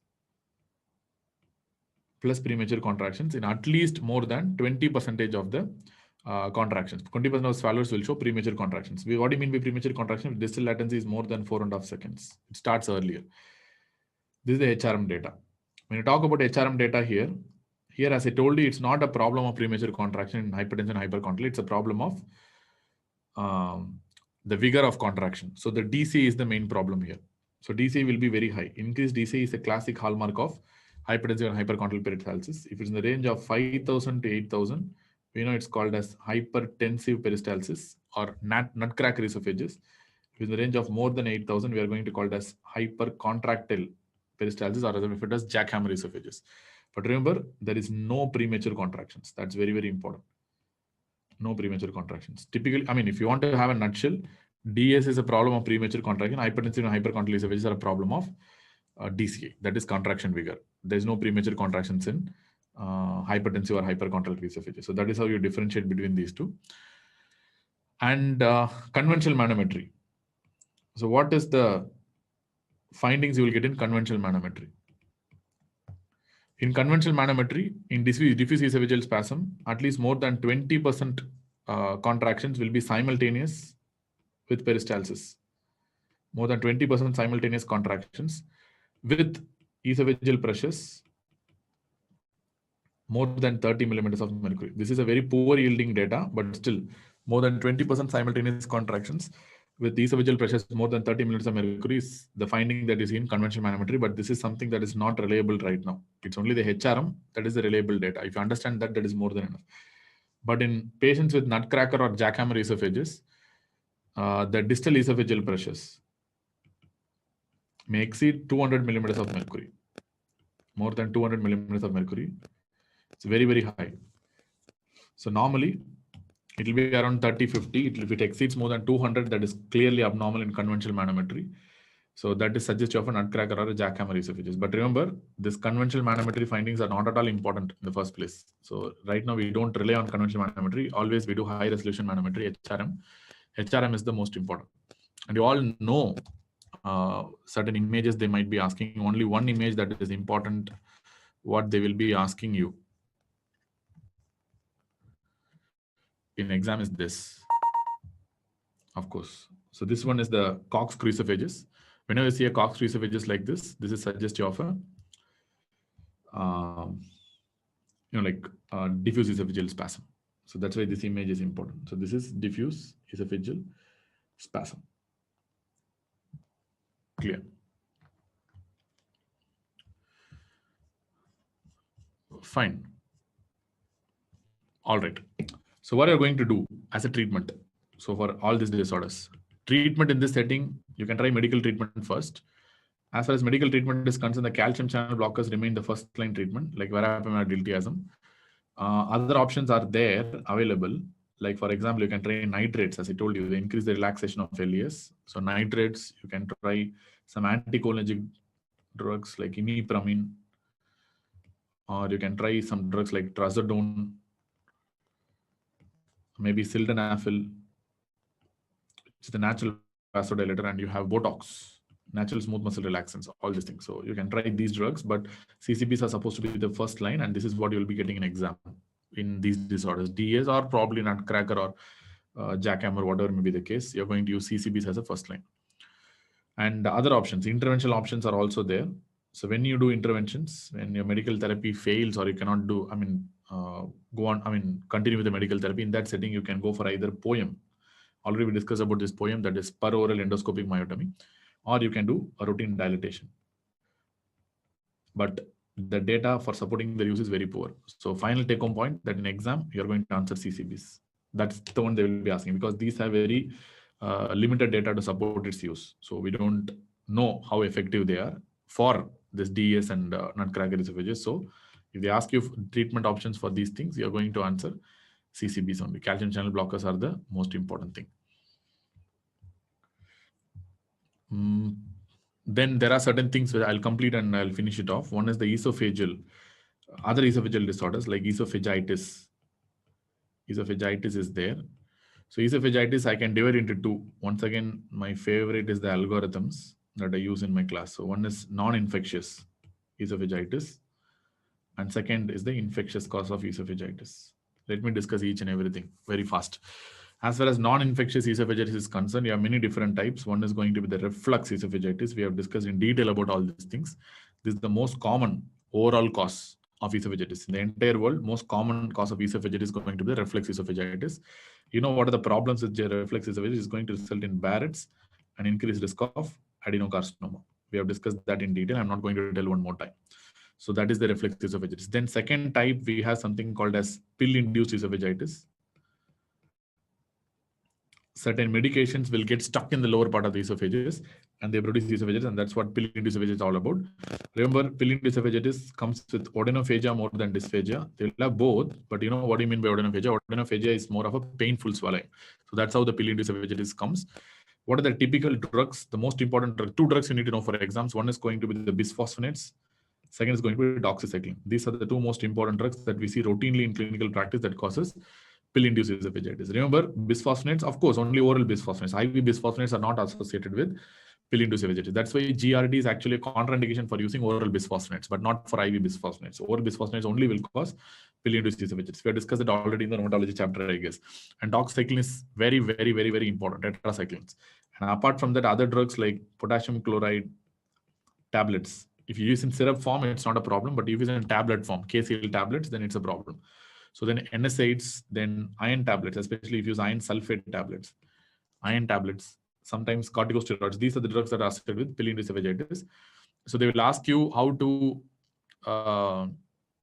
avoid this pill-induced esophagitis. You need to take these drugs with plenty of water. Like you need to drink like at least 200, 300 ml of water, and you have to stay upright for a longer period of time. If you lie down immediately after taking less water, then there is a lot of chance that the pill might get stuck in the lower part of the esophagus, producing severe GRD in esophagitis, that is pill-induced esophagitis. Then you have corrosive esophagitis. Corrosive esophagitis. So what are the 2 points that you know about corrosive? There are many things to know about corrosive esophagitis. As like if you are a medicine PG or if you are working in a gastroenterology department, corrosive esophagitis is one of the very common cases that you encounter, because in India, drinking acids are quite common. So just for suiciding, they drink bathroom acids, or accidentally they drink bathroom acids, which are quite common. So, but when you come to the exam point, this is very rare question. You don't really get this question. But which is more injurious, acids or alkalis? Which is more injurious? Both can cause corrosive injury, but which is more injurious? You would have studied this point in forensic medicine itself. Which is more injurious, by the way, acids or alkalis? Yes, correct. Alkali. Alkali is more dangerous than acids. And that point is very important. Alkalis are worse than acids. And second thing that you need to know is there is a long-term risk of developing future squamous cell cancer of the esophagus with the corrosive esophagitis. So this is one of the pre-malignant condition again. The next thing is the eosinophilic esophagitis. Eosinophilic esophagitis. It's very common in the Western world, but it's not so common in the Indian subcontinent. So usually this is the most common cause of dysphagia in young patients according to Western data. This should be extrapolated to Indians usually. In young adults, this is the most common cause of dysphagia. According to Western data, according to US data, this is the most common cause of dysphagia in young patients. Typically is going to involve the cervical esophagus. That's where the esophagus will be involved. And they're going to present with dysphagia rather than odonophagia. They don't have odonophagia. Instead, they will have dysphagia. So this is another point that you need to know. Apart from that, many of these patients will have family history or a personal history of atopy, which means it's due to allergy. That's what I'm trying to tell. There'll be a history of atopy will be there. And usually first step what we do is we have to rule out GRD first. So we'll give PPIs, empirical PPIs. Usually it will not respond to empirical PPIs because the condition underlying this problem is something different. It's not due to reflux. So PPIs will not typically respond. So in exam, there might be a clue, a clinical clue telling that empirical PPI trial have failed. So once the empirical PPI trial have failed, what you will do, you're going to do an endoscopy. So that initially you will try with empirical PPI trial, but that will fail. So you will do an endoscopy for that. So once you do an endoscopy, typically you will see this multiple tracheal rings, which is looking like cat's esophagus, otherwise referred to as a feline esophagus. All these are very important statements for exam.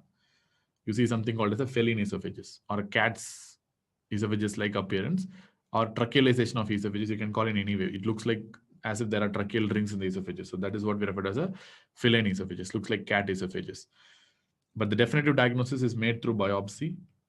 I mean, you know, the term that is used is something called as eosinophilic esophagitis. So you need to do biopsy to confirm it's eosinophilic esophagitis. Suppose if you, in the esophageal biopsy, if you see more than 15 eosinophils per high pore field, so this confirms that it's a eosinophilic esophagitis. And of course, treatment is based on dilatation. You have to do pneumatic dilatation. Dilatation is the treatment option. Plus or minus, you can use steroids because this is due to allergic response. You can add steroids if you want. And basically some lifestyle modification advice also we have to give. So typically I used to tell in the term of 3 Ds. What do you mean by 3 Ds? First one is drugs. Second one is dilatation. And third one is diet. So as far as drugs is concerned, the only drug that you can use is steroids. And dilatation, you use pneumatic dilatation technique. And diet wise, you have to avoid certain certain diet like drugs, milk, soya, then eggs, wheat. So this could cause allergy. That's why eggs, wheat, nuts, fish. So these are the diet that you should avoid in general. So you can remember the treatment in the form of 3 Ds. So drugs, dilation, and diet. So that's all. So these are 3 treatment options. But remember, definite diagnosis is made through biopsy. More than 15 eosinophils per high pore field. Typically, you see something called as a concentric rings. That's what we refer to as a feline esophagus. And then we have this infectious cause of esophagitis. As far as infectious cause is concerned, typically they'll have more odonophagia than dysphagia again. Odonophagia than dysphagia. Only exception for this rule is Candida. Except Candida, all other conditions will have odonophagia than dysphagia. Only in Candida, you typically end up with a dysphagia than odonophagia. Only in Candida, infections of the esophagus, there will be dysphagia more than odonophagia. In all the other infections of the esophagus, there will be more odonophagia than dysphagia.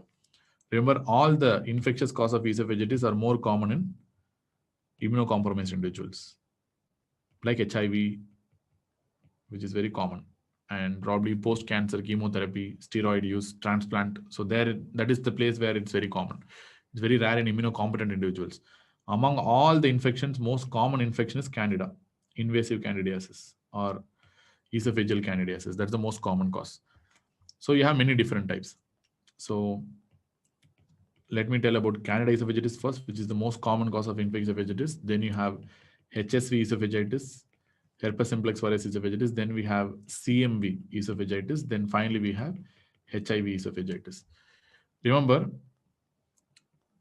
in the setting of Candida and HSV, fever is rare. Usually fever will not be case, but in CMV esophagitis, fever is quite common.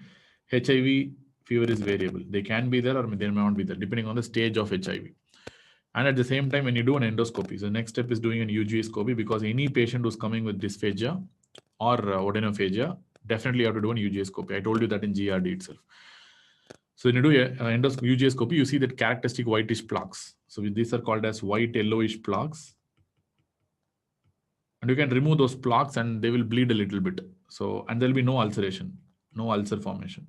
When you remove that plaque, they might, that white plaques, they might expose that raw surface and there might be small bleeding, but overall there will be no bleeding, just white plaques and no ulcer formation. And of course, you have to examine this under the microscope by taking a esophageal biopsy. When you take biopsy, you will be typically seeing this hyphae and pseudo-hyphae, yeast forms. Hyphae and pseudo-hyphae. Treatment, of course, you are going to use fluconazole. That's enough. But how long you have to give is different. You have to give an extended duration. So you cannot give just for a small duration. It needs sometimes 3 to 4 weeks of therapy with fluconazole. It's for an extended duration. Genital candidiasis, single shot of fluconazole is enough. Just one dose. 150 200 milligram of fluconazole is more than enough. But for esophageal candidiasis, you need to give for longer time. Like 2 weeks, 3 weeks, even 4 weeks you need to give in certain cases. HSV esophagitis. HSV, I told you fever is rare, but endoscopy will show more of vesicles. You know, herpes simplex virus in the mouth itself, it causes a lot of vesicles. And ulceration, yes, they will cause ulcers. And these ulcers will be shallow, very superficial and shallow ulcers. And this vesicles, along with this shallow ulceration, is going to produce something called as a volcano appearance. So whenever they give this word volcano appearance of ulcers, that goes towards HSV esophagitis. So typically produces this multiple small vesicles with very shallow ulcers, which typically produces this volcano appearance. And that again, the shallow is very, very important. Then as far as biopsy is concerned, typically you are going to see that inclusion bodies. You know, what are the HSV inclusion bodies called as? These are called as, I think in microbiology, Cowdery A inclusion bodies, Cowdery type A, isn't it? So these are eosinophilic intranuclear, acidophilic inclusion. Eosinophilic means acidophilic only, isn't it? So eosinophilic intranuclear, acidophilic inclusion bodies, typically called as Cowdery A inclusion bodies. And they have this kind of giant cell formation, you know that. So these are typical appearance of HSV, and treatment is with acyclovir, or probably you can treat with valacyclovir. Both are fine. The problem, I mean, the good thing about valacyclovir is it needs lesser doses and lesser days of treatment. Acyclovir need more doses per day and more duration of treatment. So that's why in my practice, I always prefer giving valacyclovir. I mean, compliance of the patient will be much better, and the crystal formation with valacyclovir is less. So the risk of crystallization in the urine is also quite less. That's why I used to give valacyclovir. So it's very common. It's available in the brand name called Valsivir. So available in 1 gram and 2 gram tablets. You can use them. It's a very good drug. You can use any one of them, acyclovir or valacyclovir. And next, you have cytomegalovirus. As I told you, fever is common in cytomegalovirus. When you do endoscopy, you will see giant serpentinous ulcer. That's why I told you. Giant serpentinous ulcers. And sometimes you might see satellite lesions. Surrounding satellite lesions will be there. You might have a serpentinous big ulcer, and satellite ulcers also will be there, like this. These are satellite erosions. So when you hear the word, here the key word is the serpentinous and giant ulcers. When you take this kind of, I mean, again, the biopsy will typically show this kind of inclusion bodies, which are basophilic intranuclear outside type of inclusion bodies. As I told you, for HSV, you will see giant cell formation. Along with that, eosinophilic intranuclear inclusion bodies. Whereas in CMV, you will see basophilic intranuclear outside type of inclusion bodies. It will look in the shape of outside. So basophilic intranuclear outside type inclusion bodies without much of giant cell formation CMV, eosinophilic intranuclear inclusion bodies, acidophilic type, and with giant cell formation is what is characteristic feature of HSV esophagitis, HSV biopsy. And treatment is, of course, ganciclovir. It's a very like urgent condition to treat. Otherwise, it go for disseminated CMV. So you have to give ganciclovir IV, which is the gold standard. We discussed that in nephrology section itself. In post-transplant patients with CMV viremia, we treat with IV ganciclovir, which is always referred to as DHPG. And as far as HIV is concerned, fever is variable, may or may not be there, but endoscopy will show giant ulcers. And we don't know the cause. It's idiopathic in nature. Whether HIV itself is causing these ulcers or whether it is due to some underlying infection, we don't know. But you don't have any characteristic feature. You don't have this white plaques. You don't have this vesicles. You don't have this serpentinous ulceration. But nevertheless, it will be just a big ulcer, I mean, very deep ulcer, but you don't know what is the cause. It will not fit into any characteristic feature, which I've told you in the previous 3 infectious causes.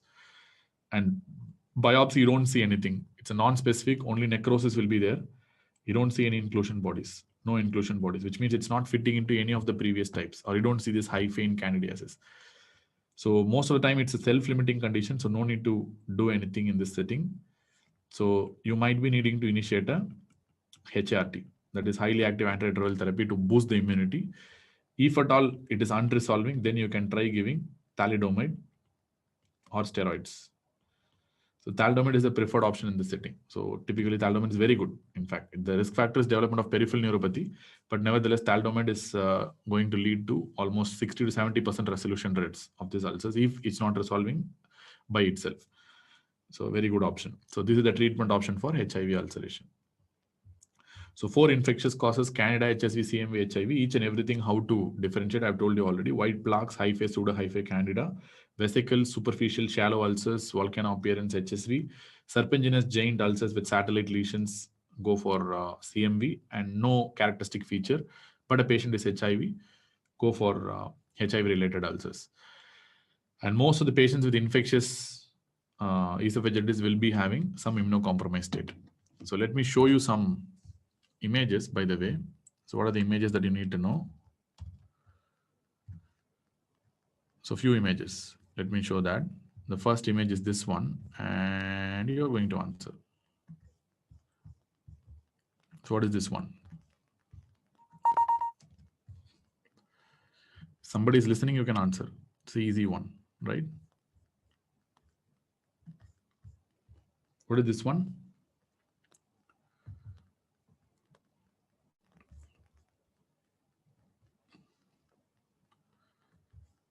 This is an image of eosinophilic esophagitis. It shows concentric rings. So that's why this is an image of eosinophilic esophagitis. Yes, this is trachealization, eosinophilic esophagitis.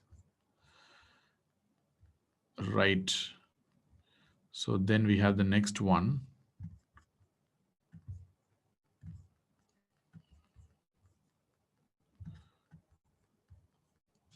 This is also very easy one, right?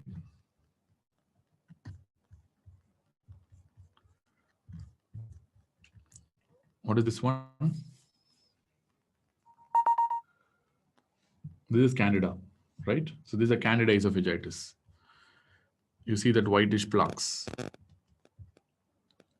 but no ulcers. Typically, remember, there is absolutely no ulcers. You just see these plaques, there is no ulceration. That's very typical, because sometimes you can confuse with HSV.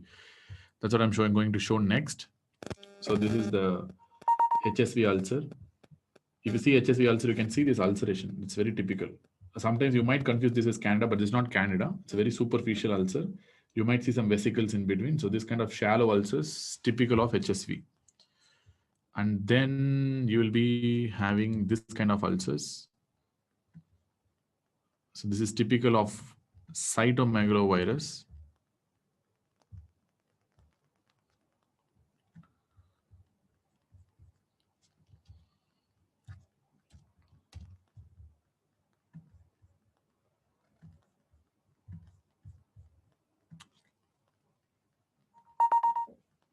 This is cytomegalovirus. You can see this kind of serpiginous ulcers. You can see, when you see here, these are the serpiginous ulcers that you're seeing, whitish color thing, isn't it? Those are serpiginous ulcers.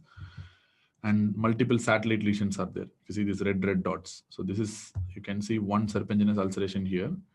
Here, if you see, really, you can see the serpiginous white color ulcer, and surrounding some satellite erosions are there. That's very classical of CMV. And finally, the last one.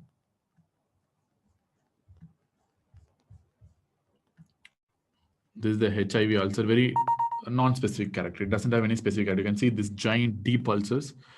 It's not serpiginous. There is no whitish plaques. There is no vesicles or this superficial volcanic type of erosions. So this is very uncharacteristic type of an ulcer. So this is very typical of a HIV related ulcer. And one more thing they might ask you is how to evaluate a patient with HIV and coming with dysphagia. Remember, whenever a patient with HIV and having a low CD4, complaining of dysphagia or probably odinophagia. Right now, we don't want to, disturb us that much. Whenever they tell dysphagia, it's more of Candida. Whenever they tell odinophagia, it's more of a HSV or CMV. But whatever may be the case, whenever the patient comes with dysphagia especially, then in this setting, what I will do is I'll be giving an empirical fluconazole trial. Because as I told you, the most common infectious cause of esophagitis is Candida, and HIV patients, it is even more common.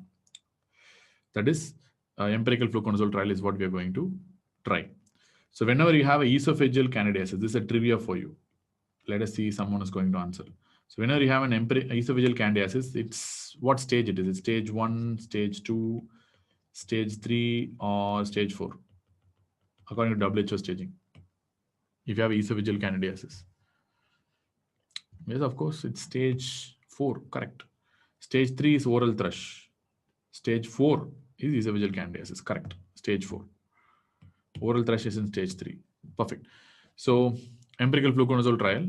So, if the symptoms resolve in 40 to 72 hours, so then you can continue fluconazole for a variable period of time. Plus, you have to initiate or modify your ART regime because the patient might be having some resistance to the previous regime. So, either initiate or modify ART, but continue fluconazole for a period of 2 to 4 weeks.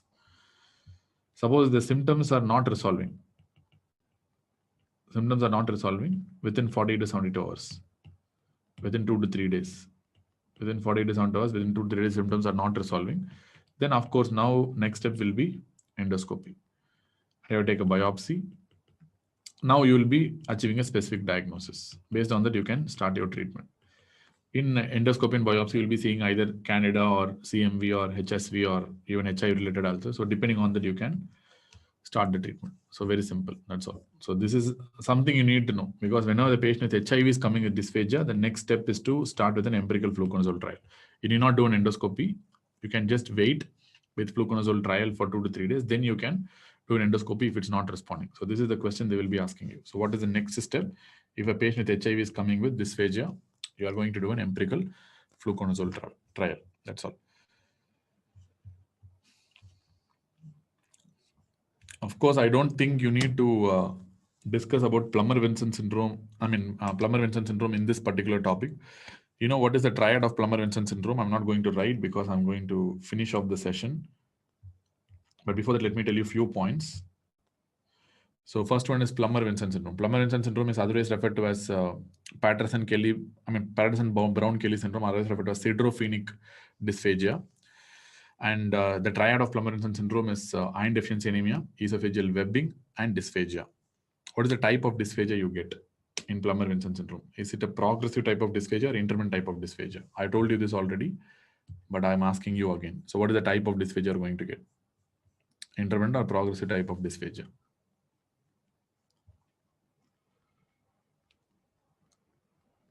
I think we have discussed it already, isn't it? Yes, I think I've discussed that in...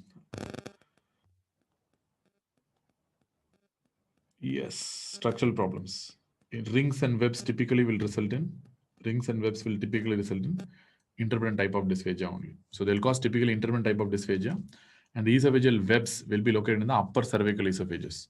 And there is an increased risk of squamous cell cancer of the upper third of esophagus. These are the very, very important points. And associated findings of iron deficiency anemia can be there, like angular cheilitis, koilonychia, that is spoon-shaped nails, glossitis, inflammation of the tongue. Then splenomegaly, thyromegaly can be associated with this Plummer-Vinson syndrome as a completely different reason. So these are the usual features, but the classic triad include esophageal webs, dysphagia, and iron deficiency anemia. Iron deficiency anemia, esophageal webs, and dysphagia. So this is a classical triad. So this Plummer-Vinson syndrome, and treatment is just dilatation is enough, endoscopic dilatation, but this is a pre-malignant condition. That's the most important thing. And the webs will be located in the upper third, and the cancer is also on the upper third. That's squamous cell cancer. What are the other conditions that are associated with webs? As I told you,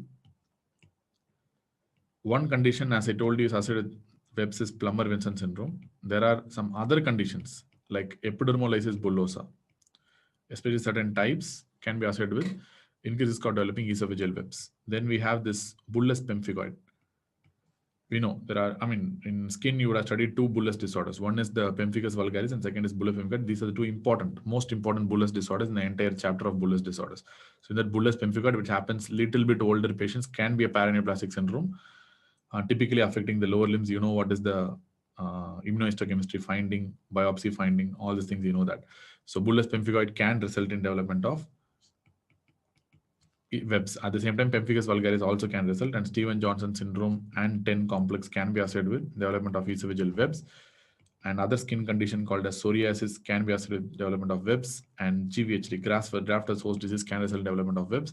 But nevertheless, the most common reason is Plummer-Vinson syndrome. But there are a variety of skin conditions that you know. Apart from that, you have graft-versus-host disease. All these things can produce development of esophageal webs.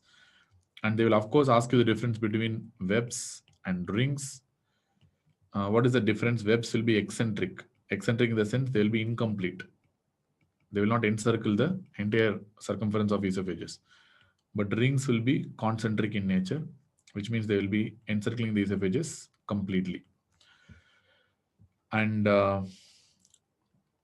webs will be typically having less than 2 mm protrusion into the esophagus. The protrusion will be less, whereas rings will have 2 to 5 mm protrusion into the esophagus.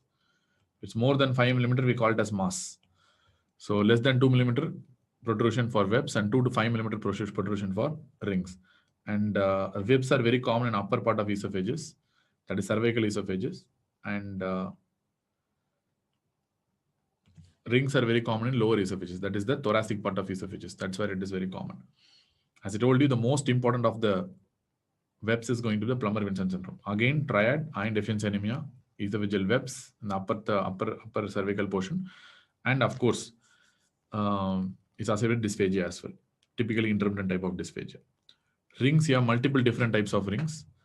You have 3 types of rings. One is called A ring, second one is called as a B ring, and third one is called as a C ring. Clear? In that A ring and B ring, they won't ask you that much. A ring, typically it will be muscular. And other data, if you want to know, it will be 1.5 cm proximal to squamocolumnar junction.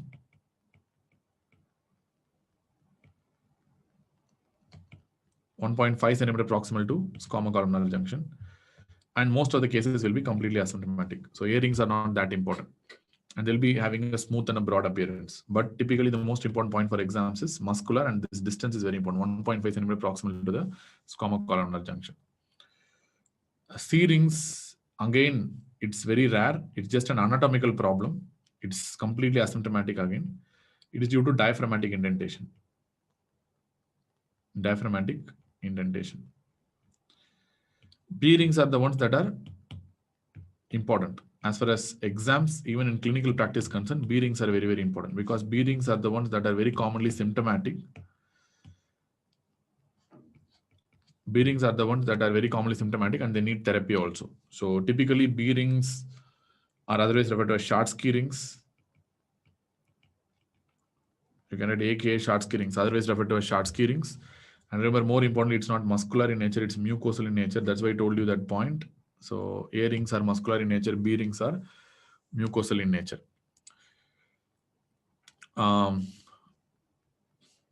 Based on the size of the Schatzky ring, there is a rule is there. And usually, like where it will be Schatzky ring? I told you it will be 1.5 cm proximal to the squamocolumnar junction. But Schatzky rings will be near the squamocolumnar junction or at the squamocolumnar junction. It will be either at or near the squamocolumnar junction. And there is something called Schatzky rule. So what do you mean by Schatzky rule? Less than 13 mm rings typically will be asymptomatic, and anything that is more than 25 mm always symptomatic. 13 to 25 mm is, like depends. So it may be symptomatic or asymptomatic, but less than 13 mm always asymptomatic, and more than 25 mm always symptomatic.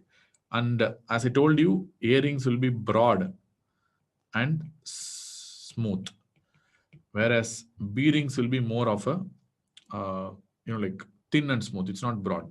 It will be thin, small, and smooth. It's a mucosal ring. So these are some of the differences that you see in appreciated endoscopy. Typically, they will produce a type of dysphagia, and again, it will be an intermittent type of dysphagia. Intermittent dysphagia, and especially to solids, because it's a structural problem. So it will produce dysphagia to solids, and especially if it is improperly chewed. Improperly chewed. that will result in dysphagia. There are other names for this kind of Short-Ski, other name for Short-Ski, which produces this symptom that's called a Steko syndrome or backyard barbecue syndrome or swallow syncope. There are many different types are there, but in exam, typically they will give dysphagia after swallowing a steak, piece of meat. They don't swallow it properly. If they swallow, they might get stuck and they can produce dysphagia. Otherwise, that's why it's called as a Steko syndrome, or otherwise typically referred to as a backyard barbecue syndrome. The problem, why they call like this backyard barbecue and all is because they will be not cooked properly. So in the setting, they cannot chew them properly and mince them properly. So they will swallow just like that. So that's why these names have come. That's backyard barbecue syndrome or probably a steakhouse syndrome. And one important data that you need to know is this presence of Short-Ski reduce the risk of Barrett's esophagus. This probably will sound a little bit interesting to you. There are two things that reduce the risk of Barrett's. Especially GRD. One is H. pylori. H. pylori is not related to GRD and Barrett's. In fact, H. pylori reduces the risk of developing Barrett's and GRD because H. pylori will result in atrophic gastritis. So they will not produce acid at all to produce GRD and Barrett's.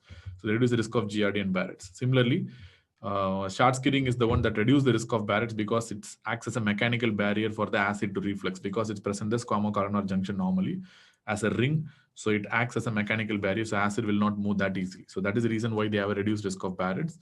And treatment for asymptomatic rings did not do anything. For symptomatic rings, you can do endoscopic dilatation plus or minus proton pump inhibitor. But endoscopic dilatation will be enough in most of the cases. This is the treatment for Short-Ski ring. So Short-Ski is something that might be asked in exam, especially most importantly, they will be asking dysphagia after eating a piece of meat or a piece of steak is due to Short-Ski. That's the question that you commonly get in exam. That's why it's called a Steko syndrome or a backyard barbecue syndrome. Remember, A rings are muscular, broad and smooth, and they'll be 1.5 cm proximal to the squamoscolumnar junction.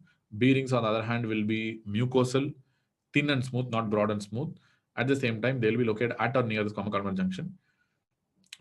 Rings are almost complete. More than 13 millimeter, less than 13 millimeter rings will be usually asymptomatic. More than 25 millimeter rings will be invariably symptomatic. 13 to 25 millimeter may or may not be symptomatic. And they typically produce the characteristic intermittent dysphagia to solids, especially for foods which are improperly cured. And most important point is they reduce the risk of Barrett's by acting as a mechanical barrier for reflux. And the treatment is going to be endoscopic dilatation. Okay. And one more important medically related problem with regards to esophageal cancer I'm going to discuss is only on the risk factors. Because esophageal cancer, I'm nobody to discuss the treatment right now because the surgeon will be discussing in and out about the esophageal cancer.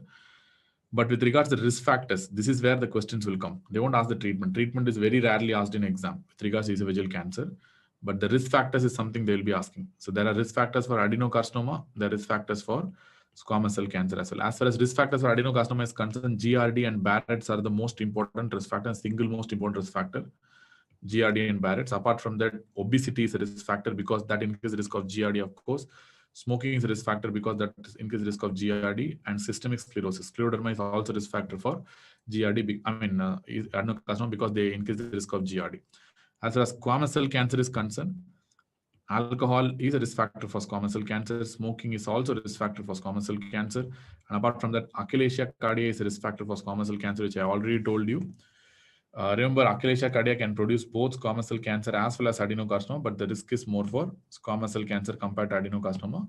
Usually, achalasia produces cancer in the middle 1/3 or a lower 1/3 of the esophagus. That's where the cancers will be there. Whereas adenocarcinomas typically will be in the lower 1/3 of the esophagus. We know that. And apart from that, we have this Plummer-Vinson syndrome. Typically develop squamous cell cancer in the upper 1/3 of the esophagus, that is cervical esophagus. And you have alkali strictures are there. That is corrosive esophagitis, I told you. I told you it is a risk factor for developing squamous cell cancer. Then radiotherapy to the head and neck is a risk factor for developing esophageal cancer. Celiac disease. We'll be discussing about that later on in malabsorption. Celiac disease is a risk factor for esophageal cancer. And there is a genetic association that's called Howell-Lewin syndrome. Perhaps why this is important is because this is the only genetic association known to produce esophageal cancer. So otherwise referred to as stylosis with esophageal cancer. Clear? Suppose if they give an image like this. if they are going to give an image like this,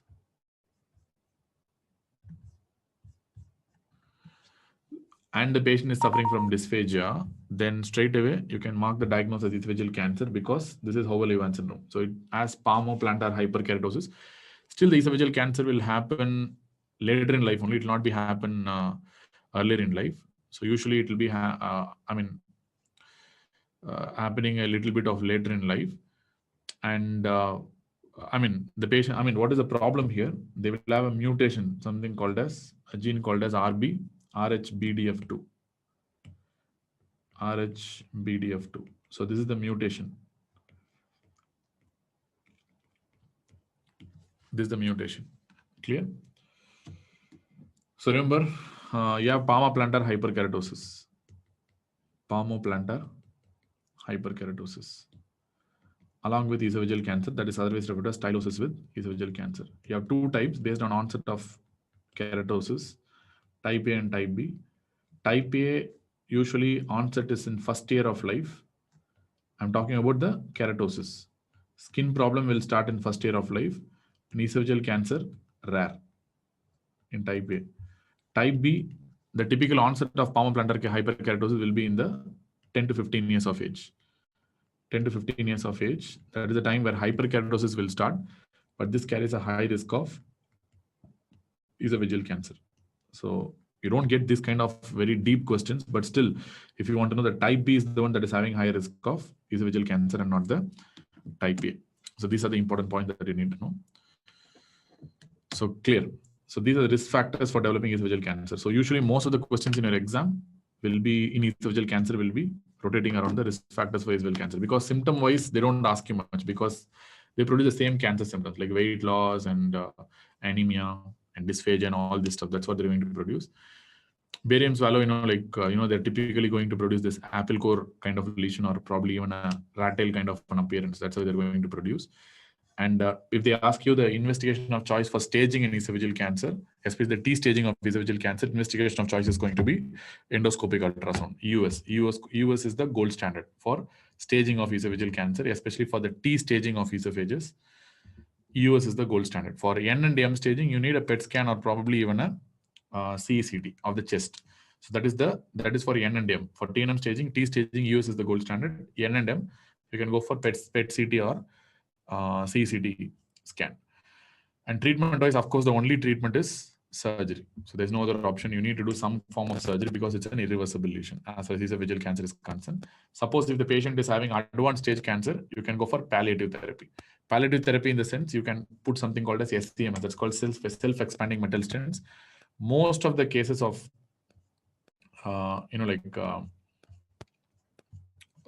cancer will come in advanced stages only. So most of the times we do palliative, that SEMS, that's called self-expanding metal stent.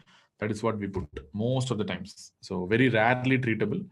So most of the cases, almost 8 out of 10 cases will come in advanced stage. So you have to go for SEMS. So that is self-expanding metal stent. So these are the options. These are the questions they will ask generally. Clinical features, they don't ask that much. Investigation, definitely they will ask for T staging, US, and NNM staging, other types of imaging like CCT or PET scan. For treatment wise, surgery is the best option. They don't ask that. For palliation, they might ask you about this SEMS that improves the dysphagia till they live. I think that completes our discussion on esophagus today. I think we can wind up the session today. In the next week, we'll be discussing more about the intestinal part. So we can go to the malabsorption in the next section, probably. So I think this is a nice 2-hour session. Thank you very much.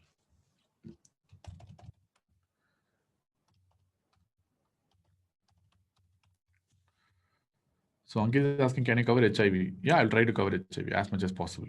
So we have a lot of time. So I'm planning to do this session regularly, not only now. So every week I'm planning to do this session. Something we'll be discussing, whatever may be the case. So we'll do that. Thank you.